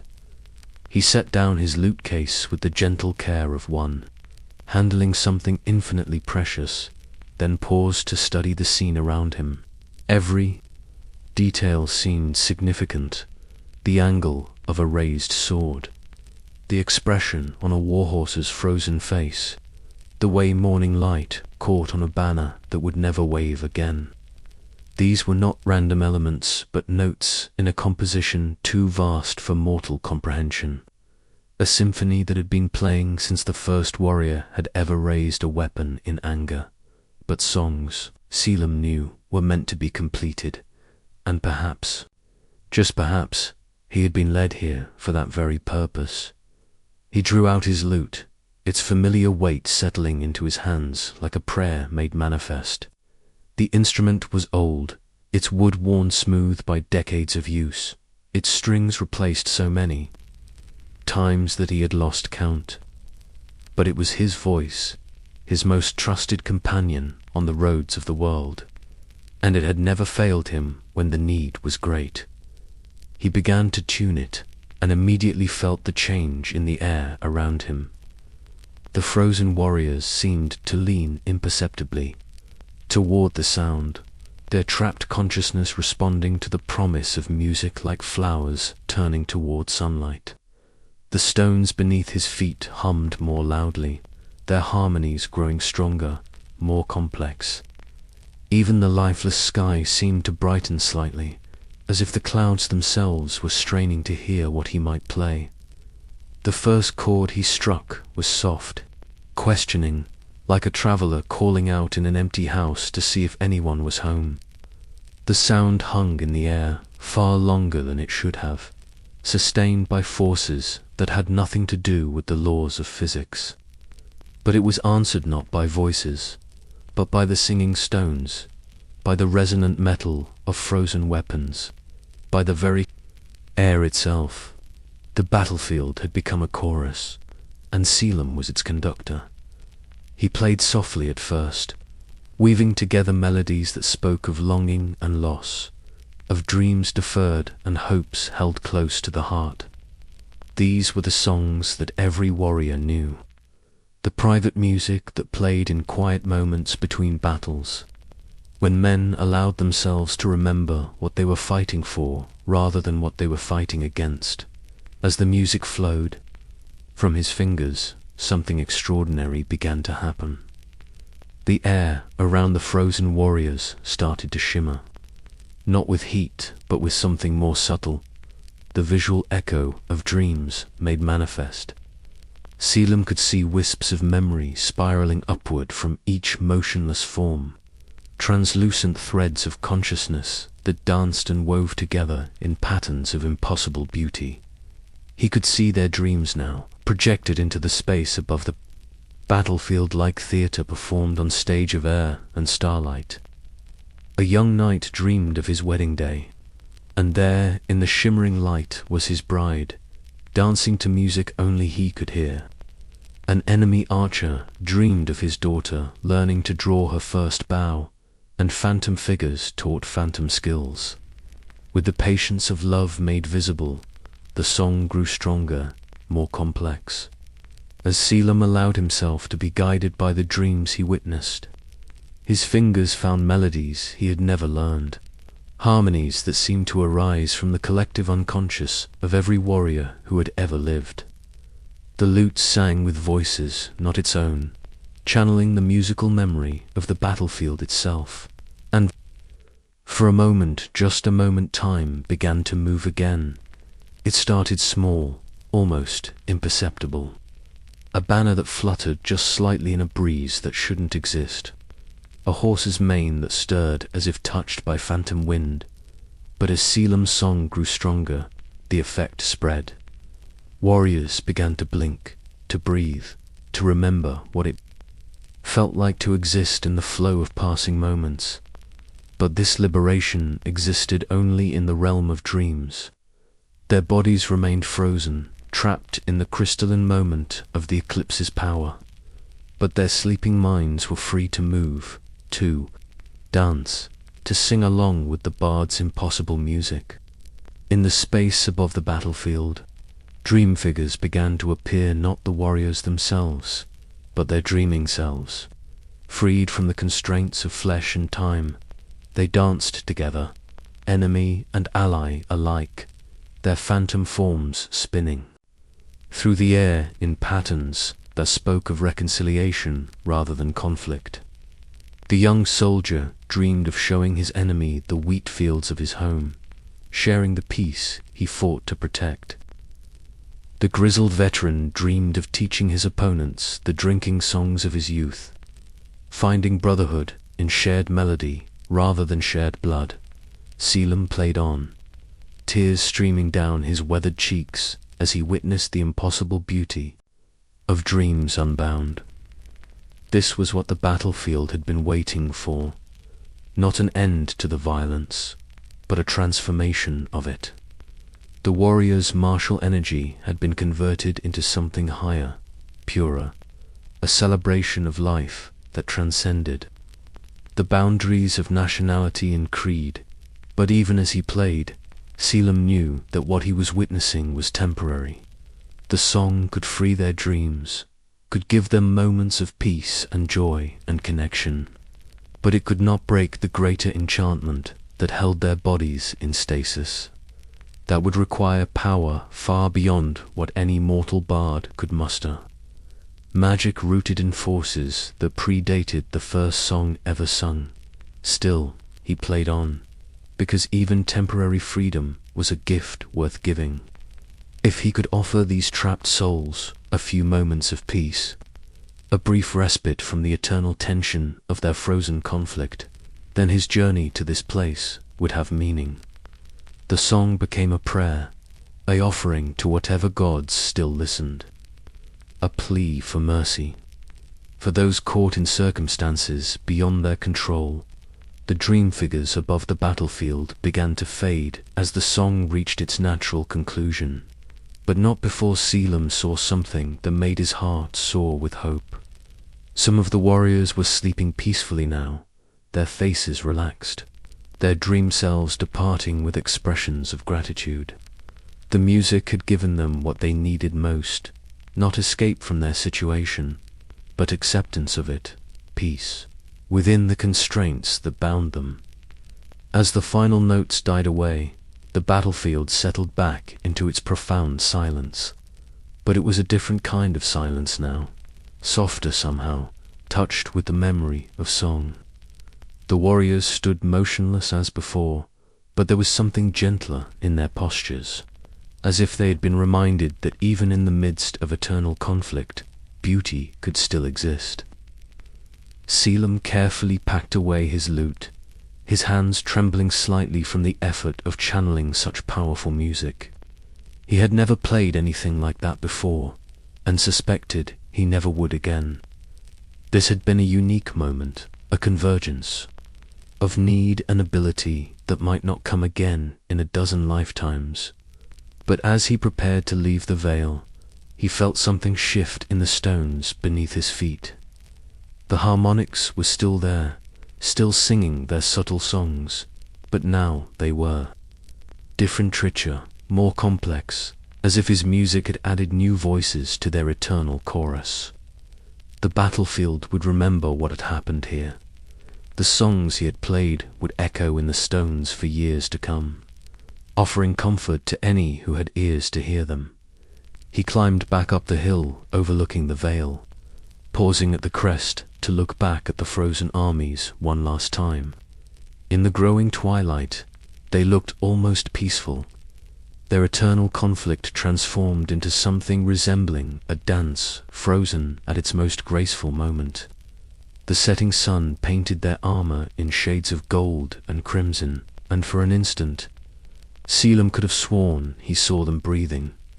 The stars began to appear overhead, pricking the darkening sky like holes in a vast curtain, and as Selim began to walk away from the vale, he found himself humming softly not the complex melodies he had played on the battlefield, but something simpler, something that seemed to arise from the very air around him. It was the song the stones had been singing all along, he realized. The music that had always been there, waiting for someone to hear it, to give it voice, to set it free. His lute had not created the song, but had simply served as its instrument, allowing the trapped music of the battlefield to find expression at last. The melody followed him as he walked, soft and wordless, a lullaby for warriors who could not sleep, a prayer for peace in a world that had forgotten its meaning. It was not a song that would end the enchantment or break the spell that held the battlefield in stasis, but it was something almost as precious, a reminder that even in the darkest of circumstances, even in the most hopeless of situations, music could still find a way to bloom. Behind him, the vale settled into deeper twilight, but the song continued to echo among the stones, soft as whispered promises, gentle as a mother's touch. The frozen warriors could not move, could not speak, could not change their eternal poses, but in their dreams, Selim knew they were dancing still. The melody curled into the night, and the stars leaned in to listen. Chapter 8. The clock beneath the veil. The descent began at dawn, when the mists still clung to the veil like forgotten prayers. Lyra followed the spiraling path carved into living stone, each step echoing with a resonance that seemed to come from the earth's very bones. The walls grew smoother as she descended, polished by centuries of reverent hands, and symbols began to appear, constellations that had never graced any earthly sky, mapped in silver inlay that caught what little light filtered down from above. The air itself changed as she went deeper. It grew neither warm nor cold, but took on a quality she had no words for, as if time itself had weight here, settling around her shoulders like an ancient cloak. Her breath misted slightly, not from temperature, but from something far more profound, as though the very act of breathing in this place was to taste eternity. The passage opened without warning into a chamber so vast that her torch flame seemed but a candle held against the cosmos. The ceiling soared beyond sight, lost in shadows that moved with their own purpose, while the walls curved away into distances that defied the small hill she had entered. This was no mere cavern, was a sanctuary carved from the world's foundation, a temple built not by human hands but by something older, something that had understood the music that moved the spheres. And at its heart stood the clock. It rose from the chamber floor like a monument to time itself, its brass and silver mechanisms gleaming with an inner light that needed no flame to sustain it. Gears the size of wagon wheels turned with the slow majesty of seasons, while smaller components danced between them like clockwork stars, each one precisely placed, each movement part of a symphony too complex for mortal minds to fully grasp. The pendulum that swung at its base was taller than 3 men, carved from a single piece of crystalline stone that caught and refracted light into patterns that spoke of movements yet to come. But it was silent. the great mechanisms turned without, their proper voice moving through motions that had lost their meaning. Where once there had been the steady heartbeat that had kept the world's time, now there was only the whisper of metal against metal, the ghost of the rhythm that had once pulsed through everything that lived and breathed and grew. Lyra approached, with steps that grew more reverent with each footfall. The closer she came, the more she could feel the absence not just of sound, but of something fundamental that had been torn away. The clock still moved, still tracked its cosmic dance, but it moved like a body without a soul, going through the motions of life while the spark that gave it meaning had fled. She could see the problem now, though understanding it chilled her. To the bone, at the clock's heart, where the great driving gear should have been the piece that would have translated the pendulum's swing into the thousand. Smaller movements that kept the whole in harmony, there was only empty space. The mounting was there, the connection points waited patiently, but the gear itself was gone, leaving the mechanism broken. Incomplete, her hand moved instinctively to the leather pouch at her side, where the dragonbone gear had rested since the old clockmaker had pressed it into her palm with his dying breath. She had carried it through leagues of forest and mountain, through trials that had tested both her resolve and her understanding of what she had agreed to undertake. Now, as she drew it forth, it seemed to pulse with its own inner warmth, as though it recognized this place, this moment, this destiny that had been written in the movements of stars long before her birth.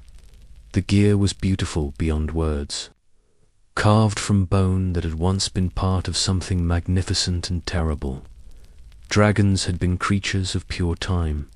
The old stories said beings that existed across centuries as easily as mortals existed across days. Their bones held that temporal essence, concentrated and refined until they became something more than mere matter. In the pale light of the clock's mechanisms, she could see the intricate patterns that spiraled across its surface, mathematical relationships that spoke of orbits and cycles, of the great dance that connected all things in the web of existence. She climbed the narrow maintenance ladder that ran up the clock's side, each rung carved with symbols that seemed to shift and change as her hands touched them. The higher she climbed, the more she could feel the weight of responsibility settling upon her. This was not simply a matter of replacing a broken part. She was about to restart something that had been still for generations, to awaken a force that touched every corner of creation. At the gear's mounting point, she paused. The connections were simple enough through brass, flanges that would hold the dragonbone wheel in perfect alignment with its driving and driven components. But simple did not mean easy, not when the very act of placement would send ripples through the fabric of time itself. She could feel them waiting, those ripples, poised like water behind a dam, ready to flow the moment the last barrier was removed. With infinite care, she positioned the gear. It settled into place with a sensation that was less sound than feeling. Deep, resonant note that seemed to rise from the earth itself and echo through her bones. The brass flanges closed with clicks that rang like temple bells, and suddenly the gear was no longer separate from the clock, but part of it, integral and essential. For a moment, nothing changed. The great mechanisms continued their silent dance. The pendulum swung with its muted rhythm, and Lyra found herself holding her breath, wondering if something had gone wrong, if the stories had been merely stories after all.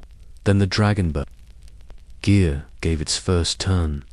The sound that emerged was indescribable, not quite music, not quite heartbeat, but something that contained elements of both and transcended either.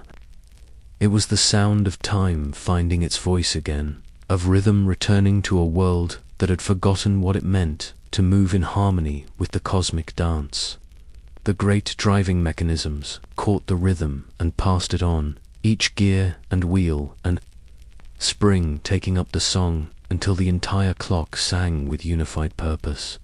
The effect spread outward, like ripples in still water. Lyra felt it first as a tremor in the stone beneath her feet, then as a vibration in her very bones as the renewed rhythm began to synchronize with her own heartbeat. But it didn't stop.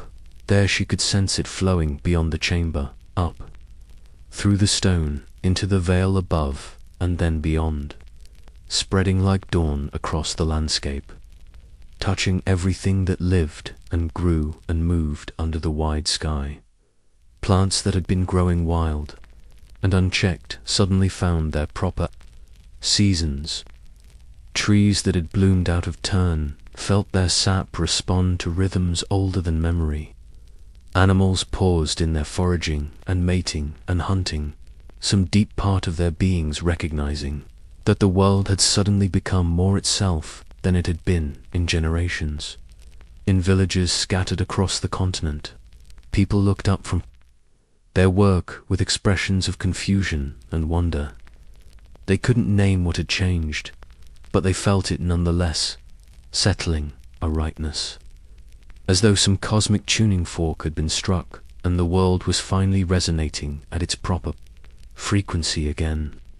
Babies who had been crying for no reason suddenly quieted. Lovers found their hearts beating in synchrony.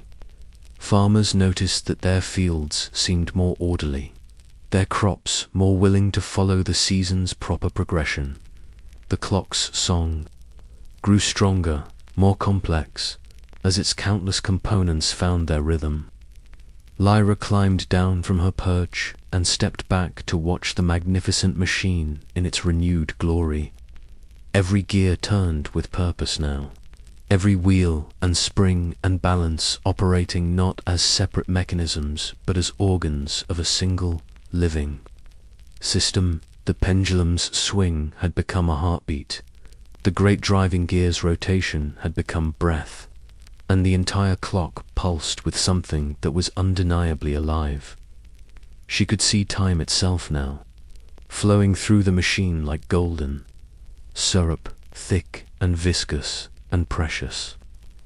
It moved in spirals and eddies, pooling in some places, rushing in others, following channels and pathways that had been carved by the clock's original builders with a precision that spoke of understanding beyond mortal comprehension. This was not simply a device that measured time, it was time, concentrated and given form, made manifest in brass and crystal and dragon bone. As she watched, marveling at the sight, she began to understand what the old clockmaker had truly given her. This was not merely about fixing a broken mechanism or fulfilling an ancient obligation. This was about restoration in its deepest sense, the return of order to chaos, the healing of a wound that had festered at the very heart of existence. For generations, time had been flowing wild and unguided, like a river that had burst its banks and was slowly drowning the world in temporal confusion.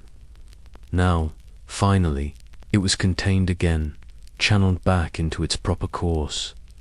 The tremor that had begun in the chamber continued to spread, growing stronger rather than weaker as it traveled. Lyra could feel it in her feet, in her bones, in the rhythm of her own blood. But it was not a tremor of destruction, it was the tremor of awakening, of a world remembering how to move in harmony with itself.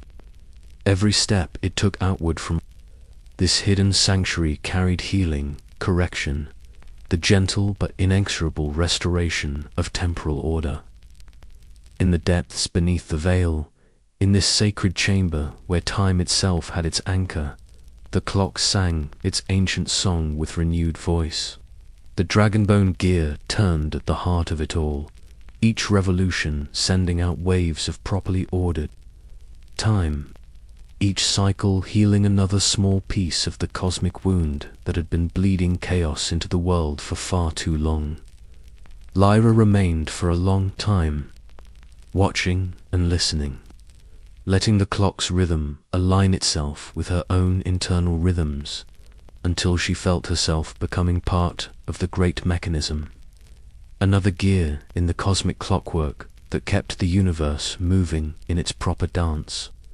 She understood now why the old clockmaker had chosen her, why she had been the one to carry this burden and this gift.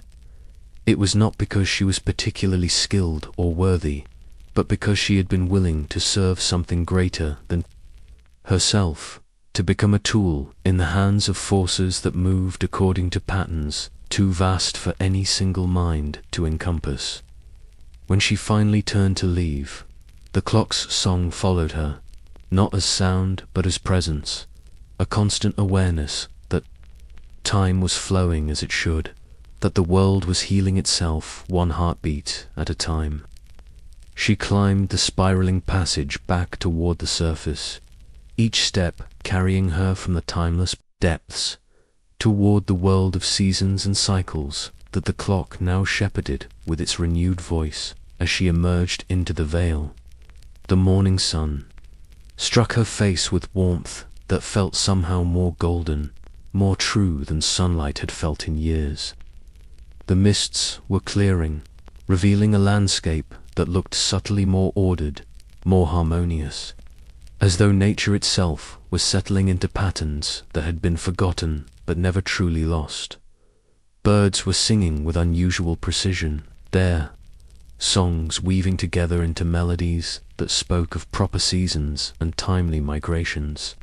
Flowers were closing that should have been closed, opening that should have been open, following rhythms that had been absent from the world for generations.